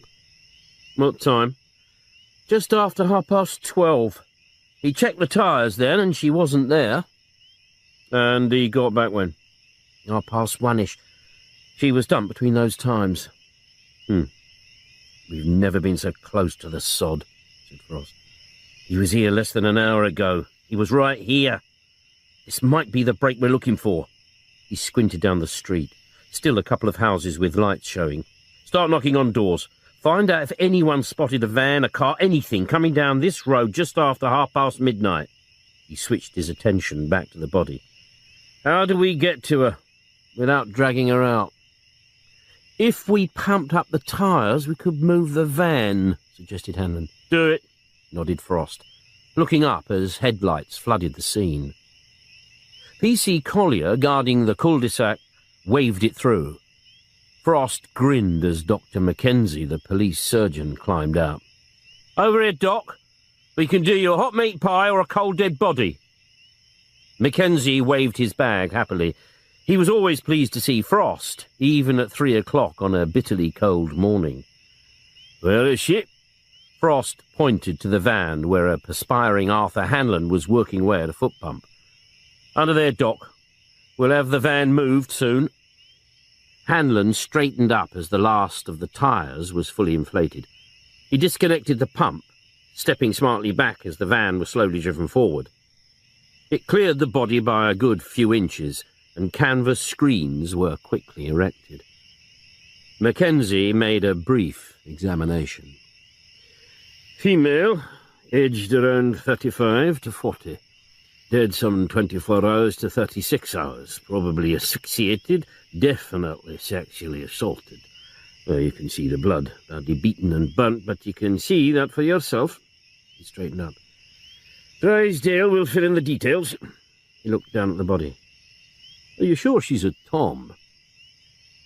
The rest were, said Frost. I don't recognise her, though. He took a good look at her. Short, dumpy, with straight black hair, no makeup of any kind.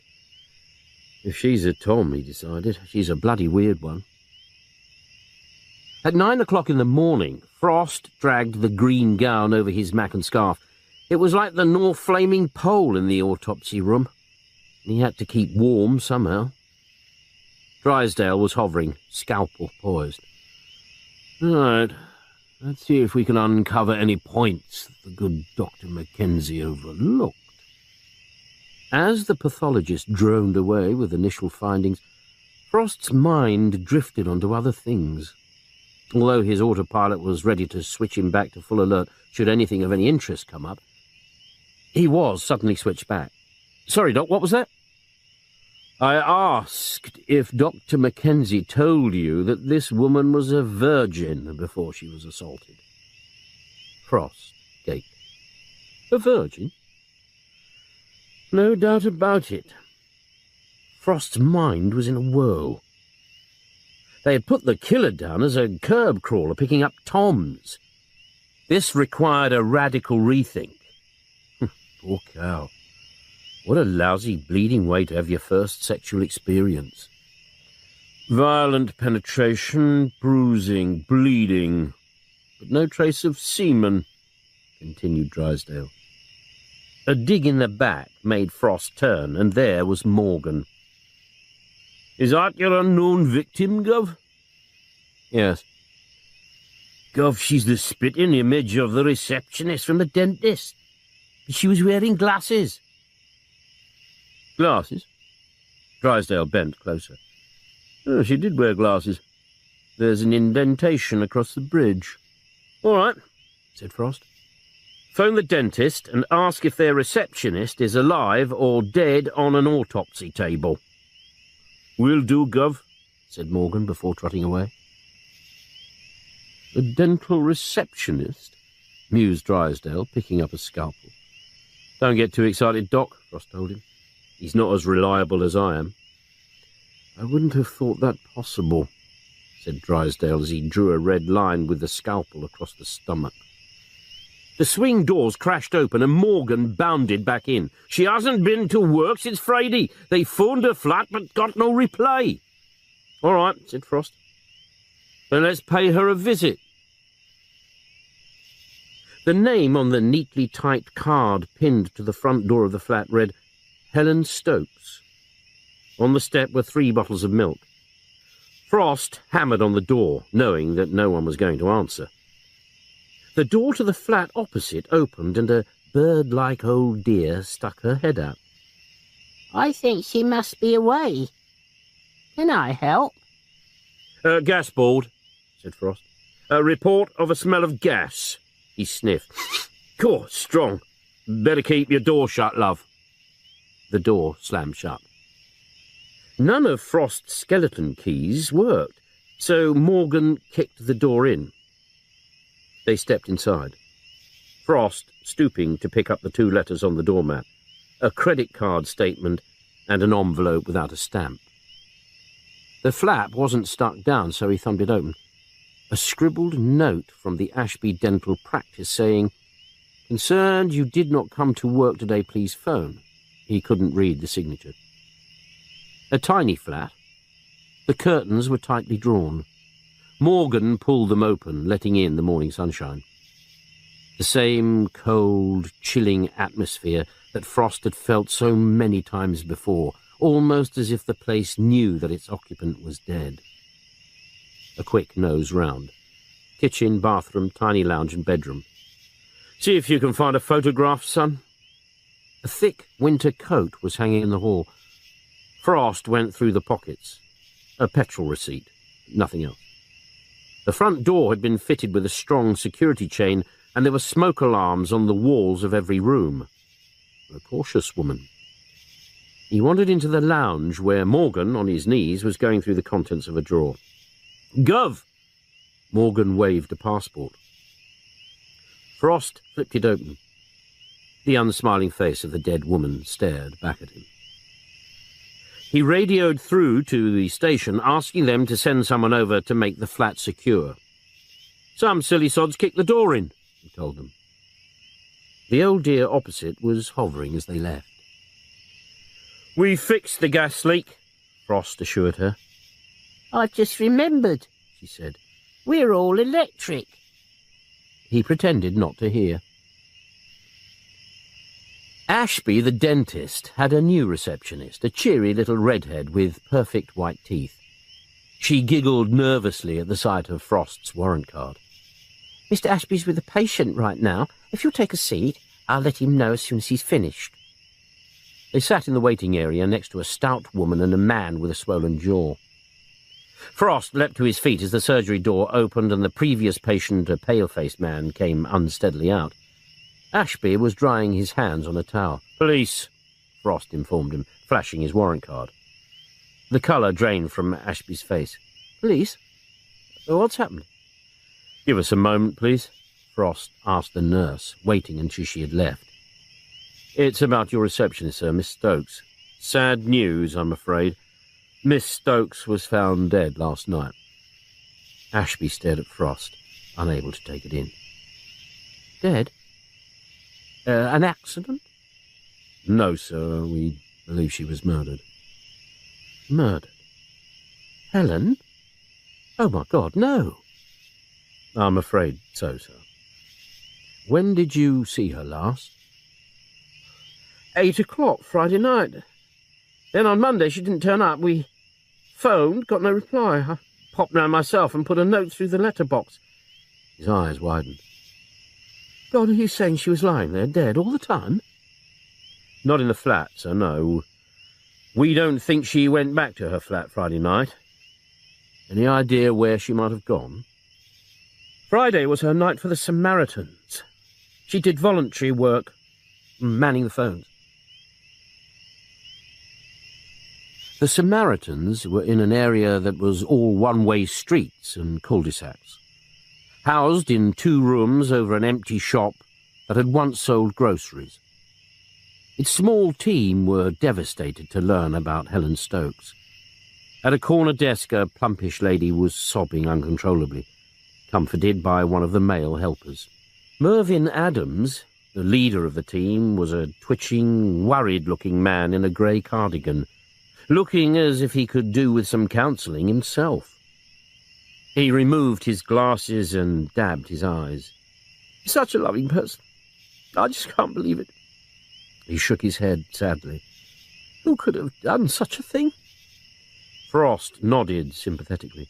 "That's what we're trying to find out, Mr. Adams. What time did she leave here on Friday?" "Oh, gone 1 o'clock. It was Saturday morning, actually. We were short-staffed, very busy, phones ringing constantly, so she stayed on to help us out.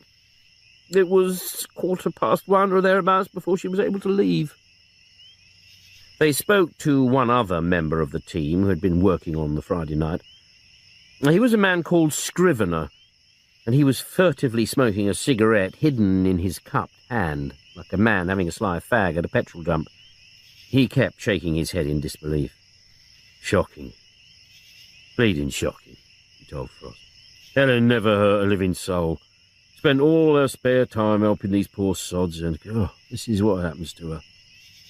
Frost nodded. "You were probably the last person, apart from the killer, to see Helen alive, Mr. Scrivener." "Yes, when she came back to phone for a taxi." Frost's head jerked up. "She came back?" "Yeah, couldn't get her car to start, so she called a cab." "Mervyn never told us she came back." "Well, he didn't know. He was brewing up tea in the kitchen." "She called a cab?" "They said it would be along in 5 minutes, so she went down in the street to wait." "Did you know the cab firm?" Denton Minicabs. I kept an eye on her through the window. The cab was there in a couple of minutes. She got in and off it went." Frost was almost shaking with excitement. A cab! She was picked up by a cab. They could be on the wrong track looking for someone posing as a punter. The killer could be a cab driver. Max Golding, the fat and balding proprietor of Denton Minicabs, barely gave them a glance as they came in. He was chewing savagely on a soggy, unlit cheroot as he took orders from customers through his headset phone and relayed them over the radio system by means of a large, chromium-plated microphone. "A pickup outside Marks and Sparks, the railway station. Who can take?" "Right."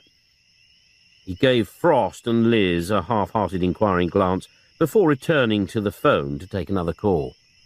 Frost poked his warrant card under the man's nose, but he seemed unimpressed and began to take yet another call. yelling with annoyance as Frost dragged the headset from his ears. "Hey! Get someone else to take over," snapped Frost. "This is a murder inquiry." Golding twisted round in his chair and yelled, "Mavis!" A fat, pudding-faced woman, a cigarette in her mouth, stuck her head through a hatch. "I'm making the tea." "Leave it and take over, the fuzzer here." She waddled in and took over the headset from him. Golding jerked a thumb at the two detectives and led them through a door. Inside was almost a clone of Frost's office. An untidy desk, spilling papers everywhere, and a half-eaten cheese roll in the filing tray. Golding swept junk from two chairs and invited them to sit as he plonked down behind the desk, leaving the door wide open so he could keep an eye on the fat woman. "So, what's this about?" "We're interested in one of your pickups early Saturday morning." Golding burrowed through the mess on his desk and pulled out a wad of papers held by a bulldog clip. "What do you want to know?" "A pickup round 1 a.m. outside Samaritan's office in Marlow Street." A stubby, nicotined finger travelled down the page. "Oh, I've got it." He looked up. "So?" "You remember the call?" "Yeah." He leaned back in his chair. "A woman said her car had broken down and asked for a cab with a woman driver." "You sent a woman driver?" "Nah, our women drivers won't work after 10 o'clock at night. I told her I'd send one of our most reliable men." His voice trailed off as he tried to hear what the fat woman was saying on the phone in the other room. "And?" prompted Frost. "I passed on the—" He suddenly leapt from his chair and dashed out to the woman. "Don't send Jack out of Mrs. Silverman, you silly cow! He's the one who ran over her pet dog when he collected it from the vets after his operation. She threatened to tear his balls out if she ever saw him again." He stamped back to his desk. "Pardon my French," he apologised. He lowered his voice. "I have to watch her, all the time. She left her husband 2 months ago. For another woman." Frost kicked the door shut. "Let's concentrate on the topic in hand, shall we? Unless you'd like to finish this down at the station." Golding spread his hands in resignation. All right. "Who do you give this job to?" "Tommy Jackson." A little bell tinkled in the back of Frost's brain. "Jackson. I know that name." He snapped his fingers. "Jackson. He was the bloke that old dear reckoned had raped her. Do you know he's got form? Broke a woman passenger's jaw." Shrug. Well, it was ages ago." "She wanted someone safe and you send a bleeding jawbreaker." Well, beggars can't be choosers. 1 o'clock in the morning. It was Jack or nothing." "Nothing might have been better," said Frost grimly. Frost and the newly returned Liz Maud breezed into the interview room where a sullen, unshaven and bleary-eyed Tom Jackson greeted them with a scowl. "Not her again," he sneered at Liz Maud, who was ramming a cassette tape into the recorder. "Who am I supposed to rate this time, Lily Savage?"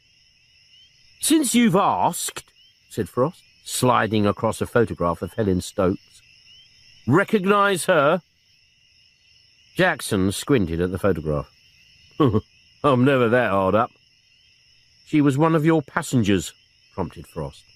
"I don't doubt it. I have hundreds of passengers. Just after 1 o'clock Saturday morning outside the Samaritans." Jackson picked up the photograph for another look. "I don't remember picking her up, and I don't remember raping her." He leant across the table. "What the hell is this all about?" Frost turned the cover of his file. "Just looking at your form sheet, Tommy. You can be quite violent with your fares, can't you?" Jackson folded his arms. "We having this again?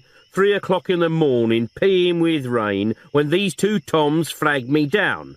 When we get to the railway station, they've just missed the last train, so they want me to take them to Lexton. 'Don't worry about the fare, cabby,' they say. 'Whatever it is, we'll pay.' We gets there, I hold out me hand for the money, and now they tell me they've had a lousy night and they're skint. So I lock 'em in and tell 'em I'm driving them to the nearest cop shop. They then started attacking me and I had to defend myself." You did more than defend yourself, Tommy. You broke her jaw. I didn't break it, only cracked it. Anyway, what's all this got to do with her? He nodded at the photograph. She was murdered. Jackson stared at Frost. Murdered? She was seen getting into your cab, Tommy. The next time she was seen, the poor cow was dead. His eyes narrowed. He jabbed a finger. Wait a minute. Saturday morning, Samaritans. Now I remember, the cow wasn't there. She orders a cab. I flogged my guts out to get there in 10 minutes, but when I arrived, there's no sign of her. I tooted me horn a couple of times, but no one turned up, so I drove off. Frost grimaced. Where's your cab? Why? We'd like our forensic boys to give it a sniff. If we find her blood all over the seat, it might refresh your memory. You'll have to ask Max Golding where my cab is. Why? The cab doesn't stand idle just because I'm not driving it. When I get out, another driver gets in. Seat's red hot sometimes. Great, thought Frost. Bloody great. End of Disc 2. Disc 3. Frost took one last swig from the mug of canteen tea and then committed his cigarette end to a sizzling death in the dregs. He was back in the murder incident room with the rest of his team. As you know, we've got a prime suspect. Tommy Jackson, minicab driver with form for violence. He was due to pick Helen Stokes up Saturday morning, but claimed she wasn't there when he arrived. So, did another cabbie pick her up? He raised an inquiring eyebrow at D.C. Burton, who stood up. I've checked all the local minicab and licensed cab firms. None of them had cars in that immediate vicinity Saturday morning, and none of them had drops anywhere near the Samaritans. Right, said Frost. But there's a witness at Samaritans who saw her getting into a cab, so maybe we're not looking for someone pretending to be a punter. We're looking for someone posing as a minicab driver. He got off the chair and paced up and down, teasing out his thoughts. A couple of years ago, we had this pirate cabbie listening into the other firm's calls on his radio so he could get to the pickup before they did. I bet my flaming pension this is what our bloke is doing. He lurks about late at night, hears a call from a tart wanting a cab, and gets there first. By the time the poor cow realises he's not taking her where she wants to go, it's too late. Possible, acknowledged Hanlon. It's more than possible, Arthur. I've got one of my infallible feelings. He's listening in, and if it's a call from a woman on her own, he's in there first. We're going to nail him, Arthur. We're going to nail the bastard. How? Asked Hanlon. We use decoys, Arthur. Lots of lovely, juicy, nubile police women as decoys. Decoys? Repeated Mullet, scrubbing away at the lens of his glasses to give himself time to think. I don't understand. We want to lure this bastard into a trap, explained Frost. We dress up police women as Toms, plant them in the red light district and get them to phone for cabs. We keep them under surveillance all the time. If the right cab turns up, we simply follow them to the destination and then bring them back to try again. But if it's a rogue taxi, we tail and get ready to pounce. Mullet pinched his nose and thought for a while. For all his faults, Frost was now looking a good option. If Frost could pull this off quickly, the credit... He tugged off the cap of his Parker pen and steeled himself for the worst. How many people would be involved? Oh, not too many. Crowds at that time of night would arouse suspicion. Say 2 girls and 6 cars to watch and tail. Mullet jotted some figures down and winced. And all on overtime? Yes, agreed Frost. The sod doesn't like raping and killing in office hours. Mullet added up the sums again, but he couldn't make them any less. We've got to keep costs down, When the girls book a taxi, I'm only paying for the minimum distance and no tipping. He scribbled some more figures down. 8 men, 2 women per night, maximum, and I want receipts for everything. Of course, Frost assured him, standing up quickly before the superintendent changed his mind. A chorus of wolf whistles filled the incident room. WPC Polly Fletcher, in a short, tight skirt and an even tighter sweater, swaggered into the room and gave Frost a suggestive wink. He winked back, his nose twitching at the pungent perfume she'd doused herself with. Inwardly, he was a ferment of doubts. God, what if it all goes wrong and we end up finding Polly's mutilated body dumped in a ditch somewhere? Too many people were relying on him. Reliability was not one of his assets. He was snatched out of his introspective gloom when Liz Maud, a long blonde wig concealing her dark hair, made her entrance and the wolf whistle soared. She had squeezed into figure-hugging red trousers and a clinging black sweater, over which she had draped an artificial leopard skin coat. She sauntered over to Frost. "How do I look?" "I'm selling my Viagra," said Frost. "I don't need it anymore." "Only 2 girls?" asked Hanlon. Frost nodded.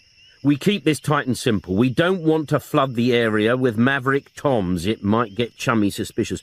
And thanks to Mullet, we've only got 2 cars per girl, which is the absolute minimum if we're going to play it safe." Frost slid off the desk and turned to the large street map of Denton. "This is how we're going to play it."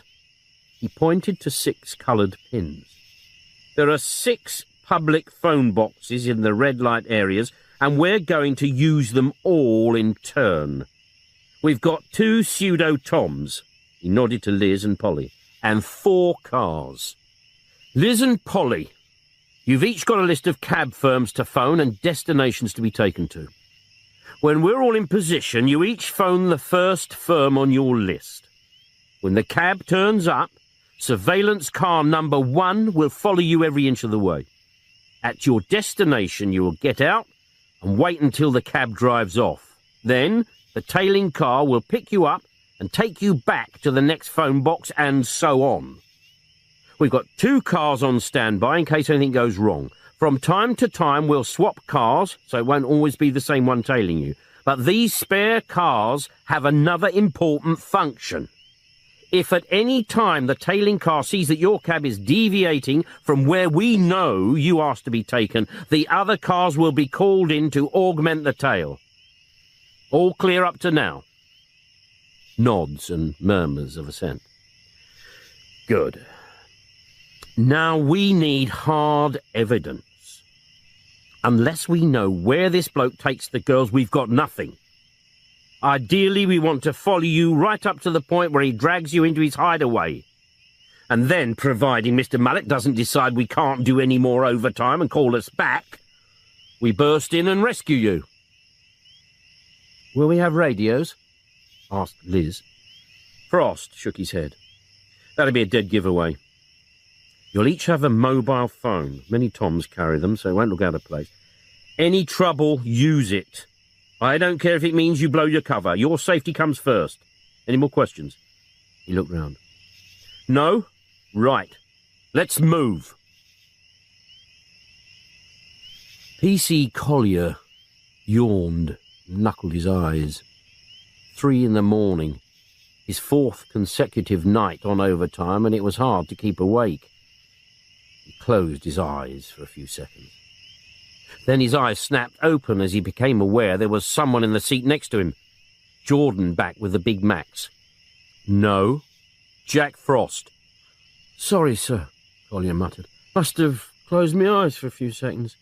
"About 240 bleeding seconds," said Frost. He looked through the car window. "Where is she?" Collier snatched up the night glasses and scoured the area near the phone box. He saw Polly leaning against the railings. "There, sir." And where's Jordan?" Frost asked. Before Collier could think of an excuse, Jordan appeared, clutching 2 polystyrene containers. His dismay showed when he saw Frost. "Just popped out for some refreshment, Inspector." Frost's head jerked up. "What's this?" A flare of headlights as a beige minicab marked Dave's Taxis drew up by the phone box. Collier consulted his list. The right cab, sir. He focused the night glasses. And the right driver. He's picked Polly up a couple of times before. OK, son. Follow it, then take her back to the station. I'm calling it a night. He climbed out of the car. Fatigue and depression weighing him down. Round the corner to his own car and off to the other phone box. He had left Morgan watching Liz Maud. Halfway there when his radio squawked. Control to Mr. Frost, urgent, come in, please. He lifted the handset. Frost. Urgent assistant required. Ram raid in progress at Conway's Jewellers in the High Street. One officer injured, ambulance on way. We need your men now. He radioed his team as he spun the car round. All units, abandon operation. Ram raid, Conway's Jewellers. Officer injured. Get over there now. Morgan radioed back. Gov, there's a cab pulling up for D.A. Maud now. Can't see the registration number, but it's a woman driver. Safe to leave? No, not safe to bloody leave, snapped Frost. Might be a man in drag. Follow, pick her up at the other end, then both of you get over to Conway's. Frost was the first on the scene. The other two cars close on his heels. A Panda car was slewed across the road. The pavement outside the jewellers sparkled with broken glass, and the alarm was shrilling. He ran over to the still shape of a uniformed officer sprawled in the gutter, his head in a puddle of blood. He knelt and touched the icy-cold, chalk-white face of 20-year-old Peter Adams. Get a blanket! Poor sod's freezing! He moved to one side as Polly Fletcher shucked off her tart's fur coat and gently laid it over the injured constable. Hey! A man was running towards them from a house opposite. It was me who phoned you all lot. What happened? I heard this crash. I looked out to see this van ramming through the jeweller's window. There were three of them, youngish, all with balaclavas hiding their faces. They were scooping jewellery from the window when the cop drives up. He charges over and one of them welts him with this baseball bat. Poor sod went down like a stone. Which way did they go? Asked Frost. He pointed. Down the Bath Road, speeding like the clappers. What sort of van? Little grey delivery van. Registration number? The man shook his head. Oh, couldn't get it. Frost called for all units to be on the lookout. He had no sooner clicked off when Morgan radioed through. That van? It just passed me by the Denton roundabout, going towards Exley. Light grey 3 men. I'm in pursuit. Assistance required.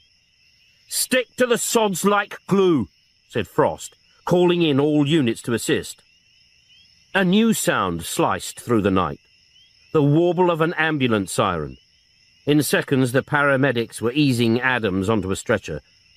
Frost detailed Polly to go with him to the hospital. As the lights of the ambulance dwindled, a Honda Accord braked to a halt outside the shop, and a short, tubby man clambered out. The name's Conway, it's my shop, he told Collier, then surveyed the wreckage of the window with mounting indignation. Bloody hell, look at that. The third time in 4 months. I've only just had that window put in. Frost introduced himself. You're insured, aren't you? Top-rate premiums. I have to pay the first £5,000 of any claim. But after that, I'm insured, yes. Tough, said Frost. He jerked a thumb at the alarm. Can you turn that flaming thing off? Conway scowled. I can turn it off if it offends your ears, Inspector. But tell me something. Where was your bloody lot when it went off? Our bloody lot was lying in the gutter with his skull smashed in, snapped Frost. A wasted night, then, said Wells as they walked into the lobby. If you overlook the poor sod in hospital and the fact that our serial killer is still on the loose, then by my lousy standards it was an unqualified success. Anyone seen Liz? A worried-looking Burton asked. She's probably in the incident room, called Frost as Burton hurried off. But he found himself worrying. He couldn't recall Liz at the jewellery raid. He found Burton staring into an empty incident room. She might have gone straight home, son, he suggested. Have you phoned her?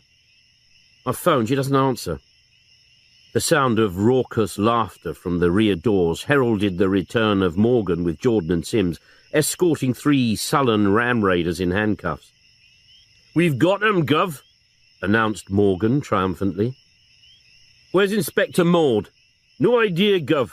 Isn't she here?" "You picked her up after the cab dropped her. Where did you take her?" "Oh, I didn't pick her up, Gov. I stopped following the cab when I chased after these 3. Frost couldn't believe what he was hearing. "You left her? You just flaming left her?" he repeated incredulously. "Well, I told you I was going out of the van, Gov. You didn't object." "I didn't object," exploded Frost, "because I assumed you'd already picked her up. I didn't think you'd be so stupid as to abandon her." "Sorry, Gov," mumbled Morgan. "Misunderstanding. But it was a woman driver. Inspector Maud'll be all right. She probably got them to drive her straight back home." "I phoned," Burton told him. "She doesn't answer." "Well, she could be in bed with a sleeping tablet," suggested Morgan. "She could be in bed with a flaming serial rapist," snapped Frost. "Sims, drive straight over to Inspector Maud's flat, kick the door in if necessary, but get inside, confirm she's there, and radio me immediately." "Hold on," said Burton, digging into his pocket. "No need to kick the door down." He handed a key to Sims. Frost jabbed a finger at Morgan. "Phone the minicab firm. Find out where they dropped her off." When Morgan finished his call, his expression telegraphed bad news. "They don't use women drivers at night, Gov. They sent a man, but when he got to the pickup point, there was no one there." Frost dropped in a chair and stared into space. Bloody hell. Sims radioed in. Liz wasn't in her flat. Frost poked a cigarette in his mouth and lit up. A delaying tactic to give him time to think. They hadn't the faintest idea where Maud was. So where the hell did they start looking? All they had to go on was the minicab, a black Ford. He opened the door and shouted to Bill Wells. "I want as many cars as we can get out on the road looking for this minicab. I want everyone in, off-duty men as well." "I'll need authority," said Wells. "You'll have to let Mullet know." Frost snatched up the phone. "I'm letting him know. Just do what I bloody ask." He waited for Mullet to answer. Come on, he muttered. "It's only 4 o'clock in the morning. I can't be in bed yet." At last, a disgruntled, still drowsy divisional commander answered the phone. "What are you trying to tell me?" Mullet's voice soared to a screech. Frost pulled the phone away from his ear and let the sizzle of accusation and fury crackle round the incident room. When the noise stopped for a while, he returned the phone to his ear. "Couldn't agree with you more, Super," said Frost. "Proper balls up. I presume I have your full authority to do whatever is necessary to locate and rescue Detective Sergeant Maud." "How much is this going to cost?" shrilled Mullet. "Cost?" echoed Frost incredulously. "What the hell does the cost matter? A police officer's life is at stake. I've got to get sanction from county, and the first question they will ask is how much?" £2,300, said Frost, plucking a figure from the air. "Right," said Mullet, seemingly content now that he had a figure. I'll get back to you." Frost hung up quickly. "All agreed," he told Wells. "I've got carte blanche." "But what do we do?" demanded Burton. Pray, thought Frost. They were still looking at him, thinking his silence was deep, studied thought instead of blind panic. Then suddenly he leapt to his feet. "The mobile phone! Get onto the mobile phone company! They can pinpoint the location of all the mobile phones on their network. Get onto them!" They waited impatiently as Burton made the call. Frost crushed out a barely smoked cigarette and lit up another one. At last, Burton put the phone down.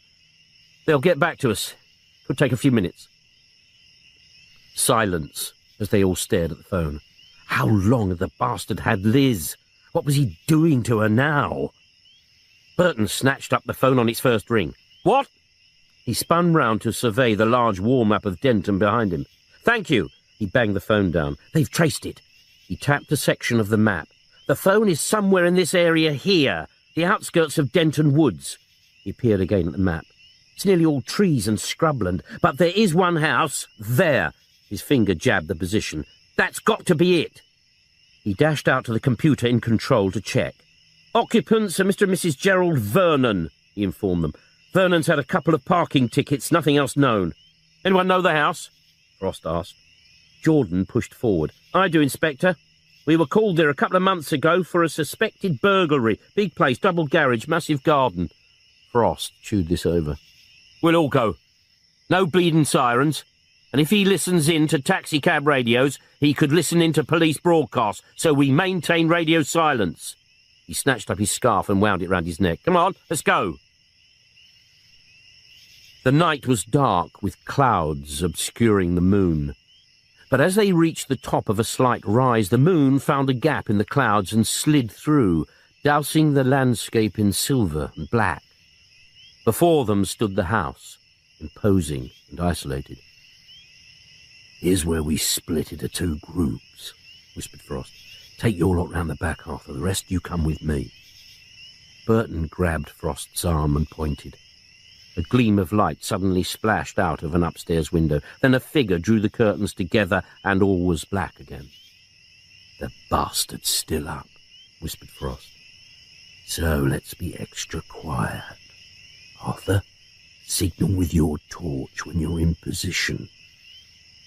A cold, anxious wait until the torch flashed its signal. Frost jerked his head to the others. "Let's go." The scrunch of their running feet on the gravel drive decided him to veer across the lawn. An estate car parked by the front door was locked, but the radiator was still warm. It had been driven recently. "That's not the car that picked her up, Gov," whispered Morgan. "They'd have swapped cars," said Frost. He looked up the ivy-covered wall to the upstairs windows where the light had shone. "That's the room we try first." He looked round for Burton, who had the pneumatic battering ram. "Sod the noise, son. It's all speed from now on." He stood back to give the DC room. The noise was deafening, but at the third blow the woodwork splintered and the door crashed back. Led by Frost, they charged up the stairs. They burst into the room, curtains drawn. It was lit only by the glow from an electric fire. The smell hit Frost, cloying perfume. His torch picked out white, naked flesh as he fumbled for the light switch. On the bed, wide-eyed with terror, a naked woman. It wasn't Liz. A man, also naked, blinked at the light. "There's no money here," he said, trying to keep his voice steady. "I'll call the police. They'll be here in a minute." "They're here already," snapped Frost, flashing his warrant card. He went to the door and shouted to the others down the stairs. "She's not in here. Look everywhere." The man grabbed a dressing gun from a chair. "Police? What the devil do you want with me?" "I think you know what we want," said Frost grimly. He turned to Morgan and nodded towards the angry woman on the bed. "Is she the one who was driving the cab?" Morgan shook his head. "Don't think so, Gov. Wrong colour hair."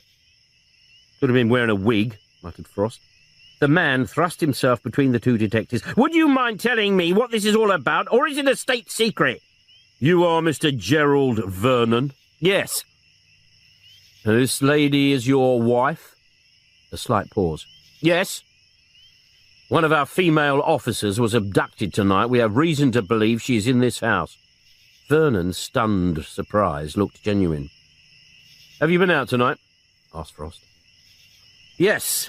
We've been to the Coconut Grove nightclub." "What time did you get there, sir?" "About 10 o'clock. "What time did you leave?" Vernon consulted his wristwatch. "A little after 3. "Inspector!" Collier burst into the bedroom. "I found this behind the hat stand." He held aloft Liz Maud's handbag. With a bellow of rage, Burton hurled himself at Vernon, smashing him against the wall. "Where is she, you bastard? What have you done with her?" With difficulty, Frost and Collier managed to drag him off. "Downstairs!" ordered Frost. Burton scowled sullenly and slouched out. Frost turned to Vernon, who was trying to stem the flow of blood from his nose with a handkerchief.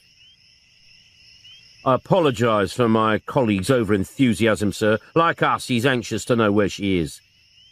I don't know where she is, hissed Vernon, each word making him wince with pain. But you're going to pay for this. My God, how you're going to pay. Frost waved the handbag. When our colleague went missing, she was carrying this. So where is she? Why don't you ask him how the handbag came to be here, you bloody bullies? The woman was shouting at them from the bed. All right, said Frost sweetly.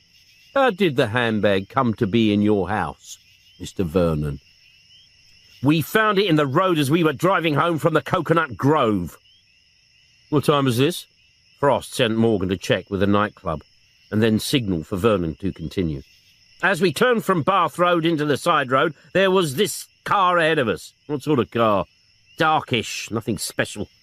It was black, chipped in the woman from the bed. Black, one person driving, two in the back. She sees something in the road and yells for me to stop, Vernon snarled. So being a good citizen, completely unaware that I would be beaten up by the police for my trouble, I stopped and retrieved it. It was that handbag. Frost turned to the woman on the bed.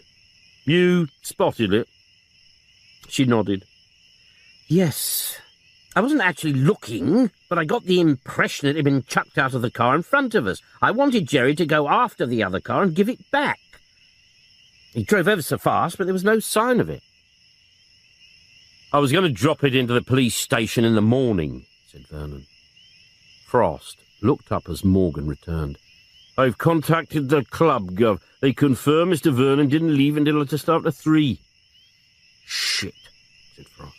Yes, said Vernon, smiling malevolently. And that is exactly what you dropped yourself in, Inspector. I'm suing you and that thug and the Denton police force for malicious damage and criminal assault. Where have I heard that before? Thought Frost mournfully. He put on his contrite look. I appreciate your feelings, sir, but it would be a nice gesture if you could overlook this error of judgment on our part. We were concerned for our colleague. Vernon shook his head. I don't make nice gestures, officer. Frost sighed. Fair enough, sir. If you and your lady wife would come down to the station with proofs of identity, we'll get the wheels rolling. Vernon frowned. Proof of identity? It's just that your good lady wife over there is a dead ringer from one of the high-class ladies of the night from the Coconut Grove. I'm sure I'm mistaken, but if she isn't your wife and your real wife finds out...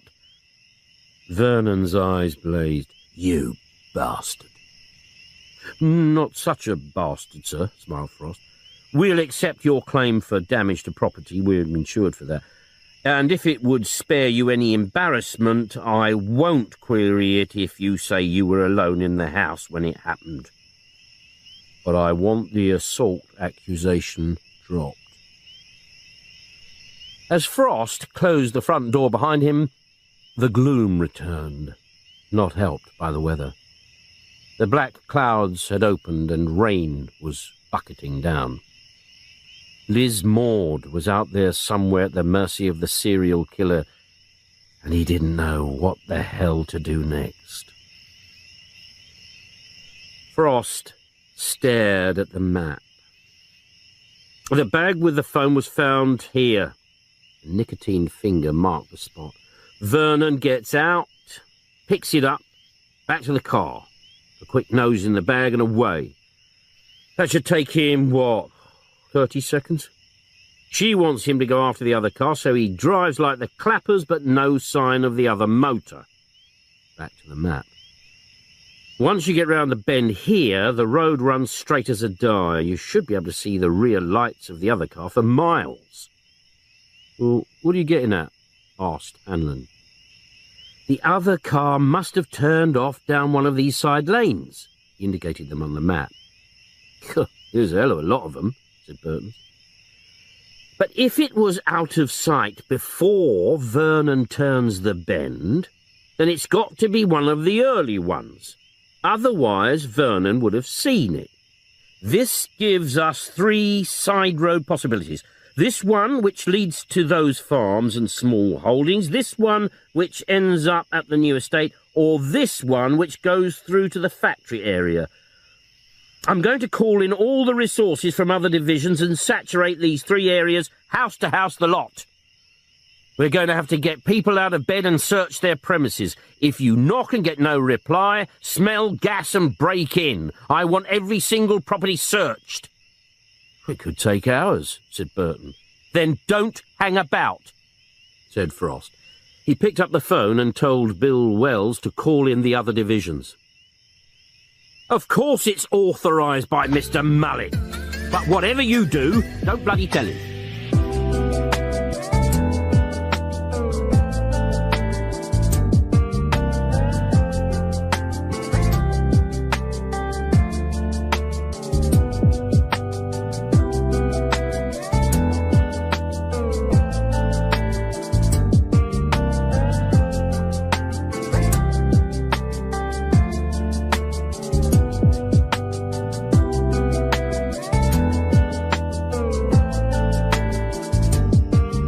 Frost's convoy of 4 cars parked on a piece of scrubland, and they huddled round the inspector, collars up, getting drenched in the heavy rain. The area they were to search was bleak and remote, with isolated ramshackle houses and bungalows, some empty and decaying, a few small holdings, and a couple of farms struggling to survive. We look everywhere, houses, barns, sheds, the lot. When you've searched, radio Sergeant Hanlon, and he'll tick it off on the map to make sure we don't miss anywhere. Off you go, good luck. Frost began a search of some deserted farm buildings. He had a feeling of having been here before, then remembered he had, when they were searching for the missing Vicky Stewart. Rain trickling down his neck, he shone his torch through a shattered window. Broken floorboards, rotting rubbish, and the scurrying and squealing of rats. He moved away. He couldn't see their killer bringing his victims here. As they were leaving, a radio call from Jordan. At a house now, Inspector. We've been hammering at the door, dogs barking inside, but no one answers. Kick it in, Frost told him. I reckon there's drugs on the premises. And then reports started coming in thick and fast, all negative. Another radio call, this time from Burton, sounding excited. Might be onto something, Inspector. I'm at a bungalow at the foot of the rise, talking to a Mrs. Jessup. She reckons she often hears cars, very late at night, coming from that small holding on the top of the hill. She says it wakes her up as it goes past, about 2 o'clock-ish or thereabouts. Did she hear it tonight? No, she took a sleeping tablet. Do you want to talk to her? No time for that, son. We go straight to the small holding. Meet me outside. He radioed for Morgan and Jordan to join him. They followed him up the steep hill. No chance of a stealthy approach. The whine of their engines straining up the steep, rutted slope would waken the dead. The small holding was a collection of ramshackle structures around a 2-storied house. Outside the main building, a black car was parked, and a light gleamed through curtains from a downstairs room. Surveying it, Frost felt the hairs on the back of his neck rise. This was it. This was bloody it. As they squelched to a halt by the front door, Frost clambered out and ran over to the car. A black Ford, the windows wound down and the driver's door wide open. He stuck his nose inside and sniffed for traces of the pungent perfume Liz had been wearing. He rejoined the others and pounded at the front door with his fist. They waited. Nothing. Frost gave the door handle a tentative turn and the door swung open. Collier was sent round to the back, while Frost and the other 3 entered the house. They stepped into a long passage. Frost jerked a thumb to Burton and Jordan. Upstairs.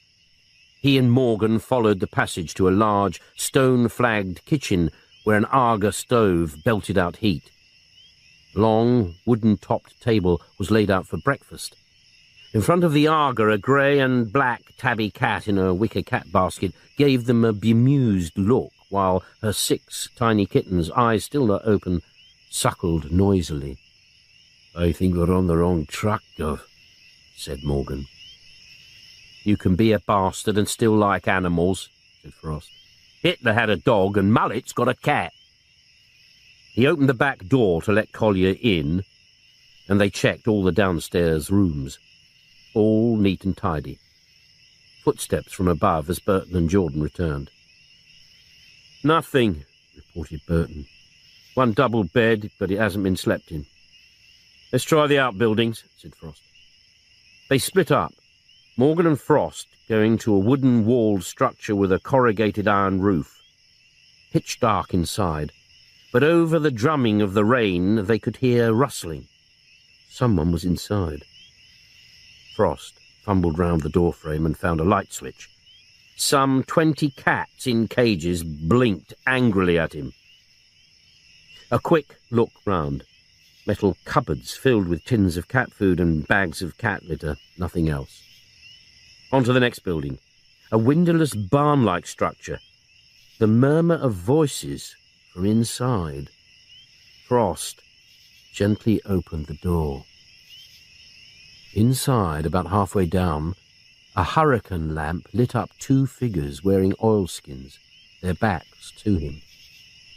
They were bending over something on the straw-lined floor, something whimpering in pain. He charged towards them. "Stay where you are, police!" A squeal of alarm as they spun round.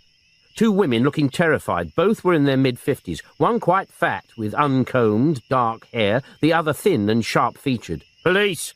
said Frost again. Morgan flashed his warrant card in front of their faces.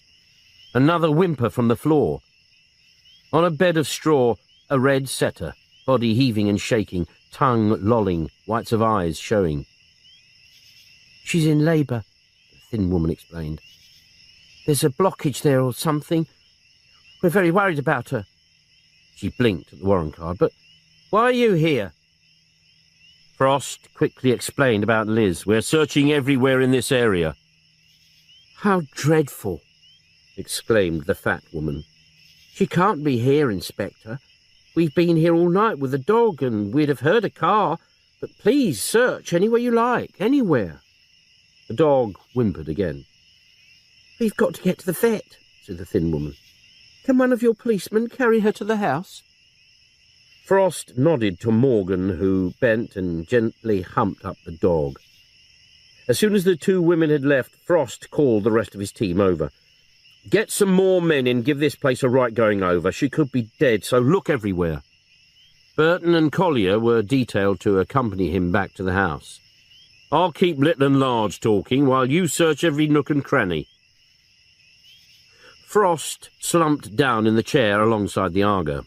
The dog, eyes closed, panted heavily in a basket at his feet. He ruffled its fur and watched the thin woman ring the vet's emergency number on a mobile phone. "He's out on another call, Mavis, a carving, but he'll phone back when he's finished, so we can take Jessie straight to his surgery. He thinks he'll have to do a cesarean." Mavis, the fat one, looked worried. "I hope the carving doesn't take long, Lily. Would you like a cup of tea, Inspector?" "If you twist my arm," Frost, loosening his scarf. She frowned at the noise of the dragged furniture coming from above. "You surely don't think she's in this house?" "Not really," smiled Frost. "But we have to search everywhere." They each took one of his offered cigarettes and lit up. "One of your neighbours mentions she often hears your car late at night." "Oh dear," said Mavis. "I hope we don't wake her up. We're always having to dash off to the vets. We look after cats for the Cats Defence League, and animals seem to have a habit of being taken ill in the middle of the night." The cigarette was dangling from her lips, and Frost's eyes narrowed. He had seen her somewhere before. "All the doors and windows of your car were wide open as we drove up," said Frost. Mavis smiled and nodded. "One of the cats made a mess inside. I'm hoping the smell has gone by now." An explanation for everything, thought Frost. Then suddenly his spirit soared. He remembered where he had seen the fat woman before. Their mobile phone chirruped. Mavis snatched it up. "The vet," she told the thin woman. "He wants us to bring the dog over." "I'll get someone to go with you," said Frost.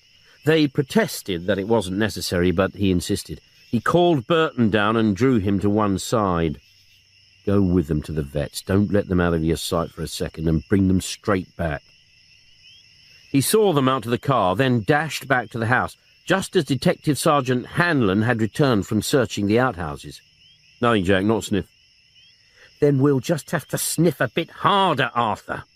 Bring in everyone. I want every inch searched again. She's here, alive or dead. Lizzie's here, I'm bloody certain. Hanlon stared at him. How can you be so sure? The fat tart.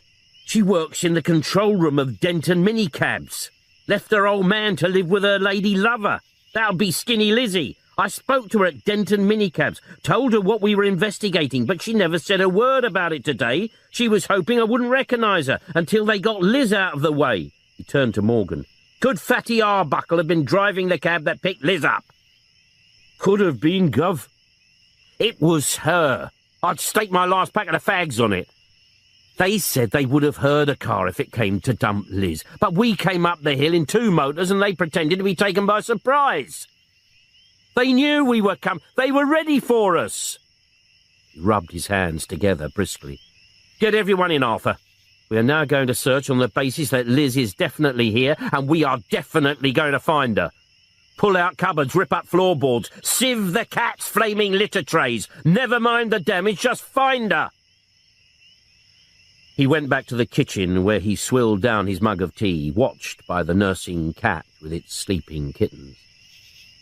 The all-too-familiar negative reports rattled in non-stop. Nothing, nothing, nothing. His gloom returned. She was here. He knew she was here. But what was the bloody good of knowing if they couldn't find her? He stared through the window at the night sky. Already daylight was scratching at the edges.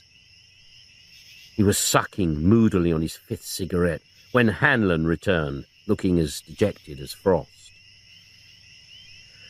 We've torn the place apart, Jack. She isn't here. Frost scrubbed weariness from his face with his hands. Then he stopped dead. What a bloody fool. The generator. Blank expressions. They're not on mains electricity, yet they've got a fridge, a deep freeze, lights. They must have a generator. Did anyone find it? Heads were shaken. It's got to be inside the house. He looked around. Where the hell is it? We should be able to hear it. They strained their ears. Silence broken only by the mewing of one of the kittens. Hanlon shook his head. Can't hear anything, Jack. Morgan dropped to his knees and pressed his ear to the stone-flagged floor. I can, he called excitedly. It's coming from underneath. Frost joined him. He could hear it too.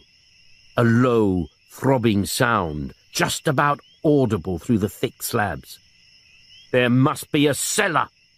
Frost straightened up, eyes darting round the kitchen, stopping at the cat and its offspring in the basket, bang in front of the Aga.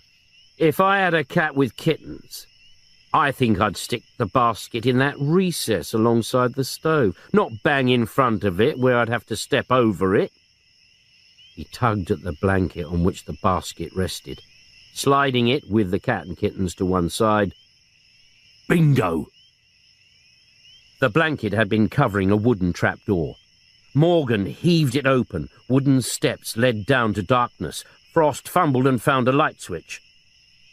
A large cellar stretching the length of the kitchen. In one corner, a diesel-powered generator throbbed away. Up against one wall was a single bed with a mattress and pillow. Frost sniffed the pillow. Perfume. Lizzie's perfume. She had been here on this bed. He thudded up the wooden steps and yelled to the men outside, "She's been here! Search again!" She had to be somewhere near. The two women would have spotted the police and would have had to get Liz out of the house quickly. She had to be within walking distance, but there was no trace of her. He saw Burton's headlights and the sound of a car straining up the hill, and went into the kitchen to wait for the women. Burton was in first, carrying in an exhausted-looking red-setter bitch in its basket. "Mother and kid's doing fine," he announced proudly. Behind him, the two women, beaming all over their faces, carried in a large cardboard box which they lowered gently to the floor. Frost looked down on 5 newly born red-setter puppies. "Panic over," smiled Lily. "Jessie didn't need a cesarean after all." The smile abruptly froze on her face. With his foot, Frost was slowly pushing the cat's basket to one side. The two women watched as if hypnotized. "We've found the cellar," said Frost grimly. The thin woman shot a warning glance to Mavis, clicked her smile back on and turned to Burton. "Put the basket there, please." She indicated the recess by the Aga. "They must be kept warm." "I said we found the cellar," repeated Frost. The two women busied themselves putting the puppies in the basket with their mother. "There's nothing down there," said Mavis in a matter-of-fact voice. "Just a spare bed and the generator. No one could have gone down there without our knowledge." She held out a puppy to Frost. "Isn't he a little darling?" "Don't sod me about," snapped Frost. "Where is the woman police officer you brought here tonight?" Mavis gave him a look of puzzled innocence. "We haven't been out at all tonight, Inspector. How could we pick anyone up?" "You're a lying bitch," snapped Frost. The thin woman came forward. "Inspector, I appreciate you are concerned about your colleague, but you are wrong if you think she is here. We know nothing about her. I give you my word." The word of a bitch who tortures and kills, thought Frost. So where the hell is Liz? Creased his face in thought. The women would have to get her out of the house bloody quickly. Where could they hide her? And then it hit him.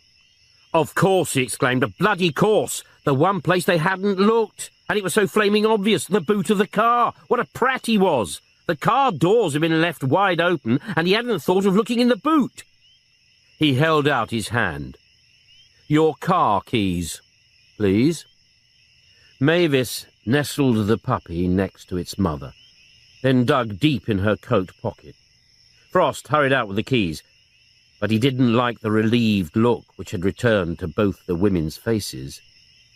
The boot was empty. He was now at the brink of utter despair. "Did you let either of them out of your sight, even for a bloody second, when you went to the vet's with them?" "No," said Burton. Frost raised his head and swore bitterly. "Shit, shit, shit! Tell me exactly what happened." "We drove to the vet's." "Who drove?" "The skinny bird. I was in the back with Fatty and the dog. When we got to the surgery, the lights were on inside and the main door was open. It was peeing with rain, so she drove the car right up to the surgery door. I humped the dog out. The fat one came in, the vet's with me while the other woman parked the car." Frost's eyes glinted. "She parked the car? Where?" "The parking area, just round the back of the surgery." "She'd have to walk back through the peeing rain. Why didn't she leave the car where it was?" Burton frowned. "I don't know, but she was only out of my sight for a minute or so." "That's all she'd flaming well need, to drag Liz out of the boot, hide her somewhere, and when we'd left, go back and pick her up again." Burton stared at him. "Do you think she's still alive?" "I hope so, son. I bloody hope so." He quickly briefed the others, then jerked a thumb at the two women. "You're coming with us." He hustled them into his car, where they sat pressed together in the back seat, gripping the armrests tightly as Morgan drove at speed down the bumpy incline. At the vet's, now in darkness, Morgan swung the car into the rear car park and braked violently. He and Frost were out, shoulders hunched against the driving rain as the following cars skidded to a halt behind them. Frost opened the passenger door and leant in. The two women smiled up at him, seemingly not in the least concerned. "We're going to find her anyway, so why not speed things up and tell us where she is?" Mavis oozed with sincere concern. "If we knew, Inspector, don't you think we would say?" He slammed the car door and turned to meet the others. "Where do we start?" asked Burton.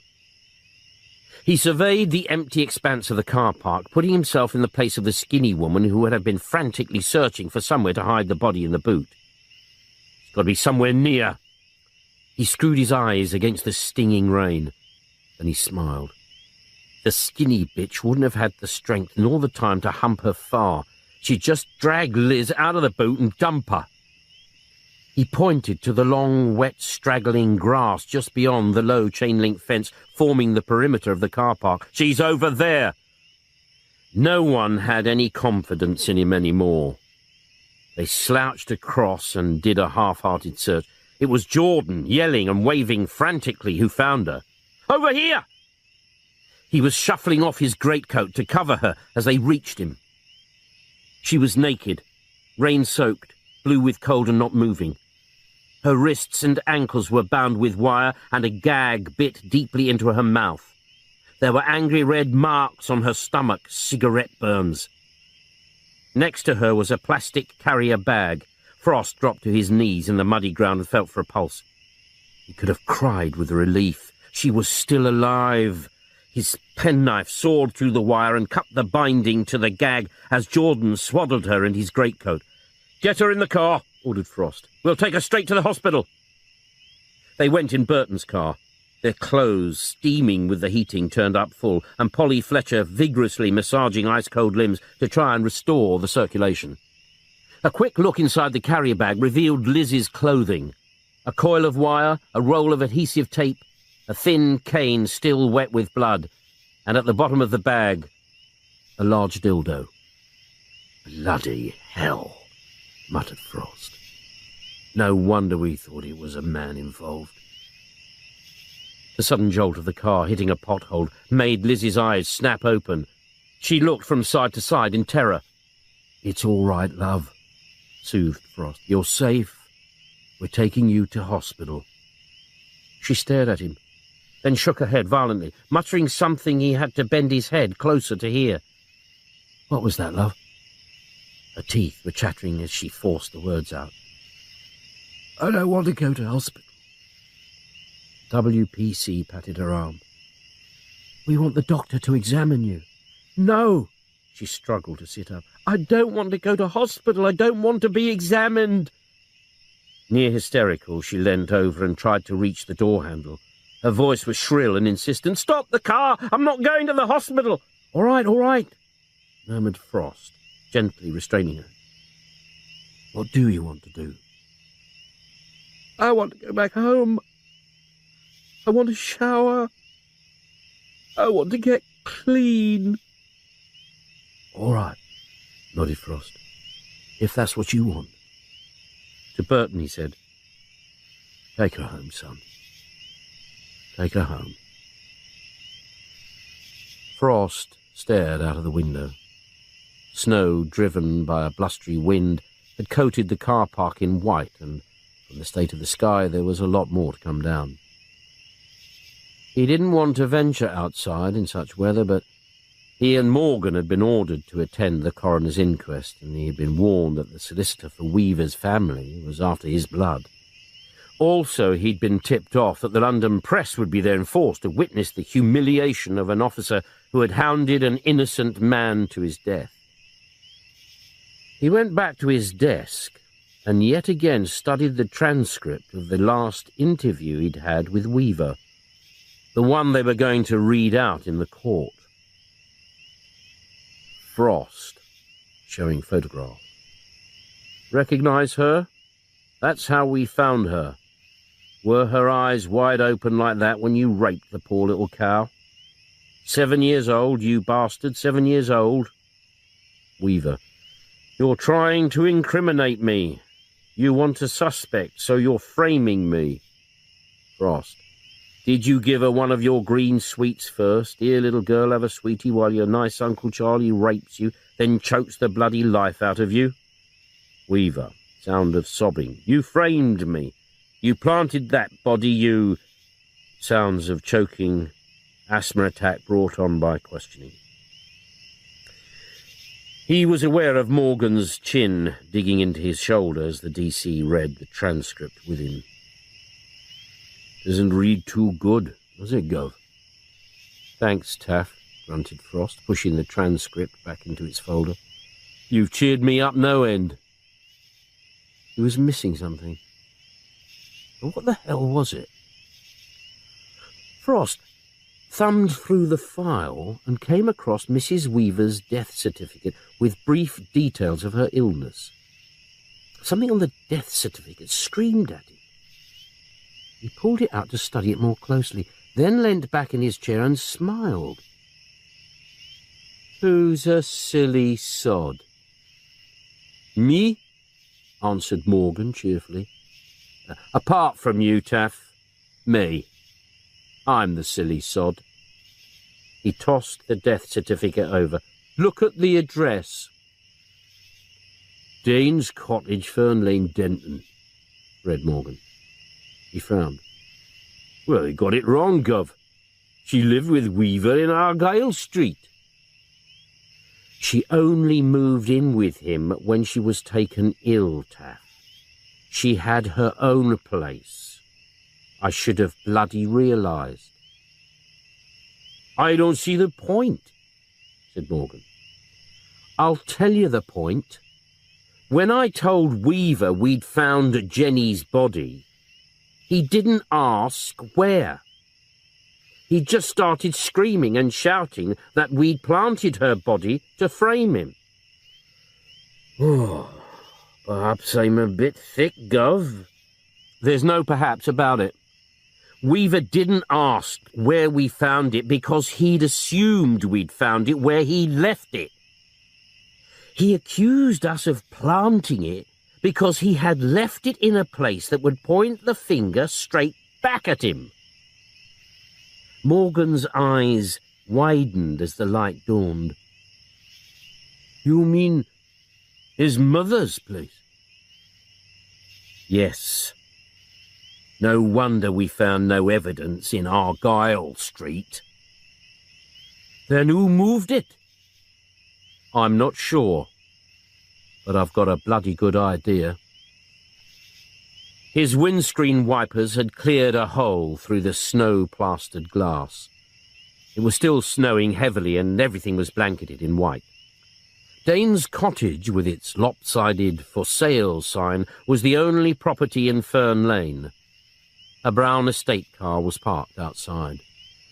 He scrunched over thick snow to the front door and knocked. The door was opened by an old woman, Mrs. Maisie White, little Charlie boy's Aunt Maisie.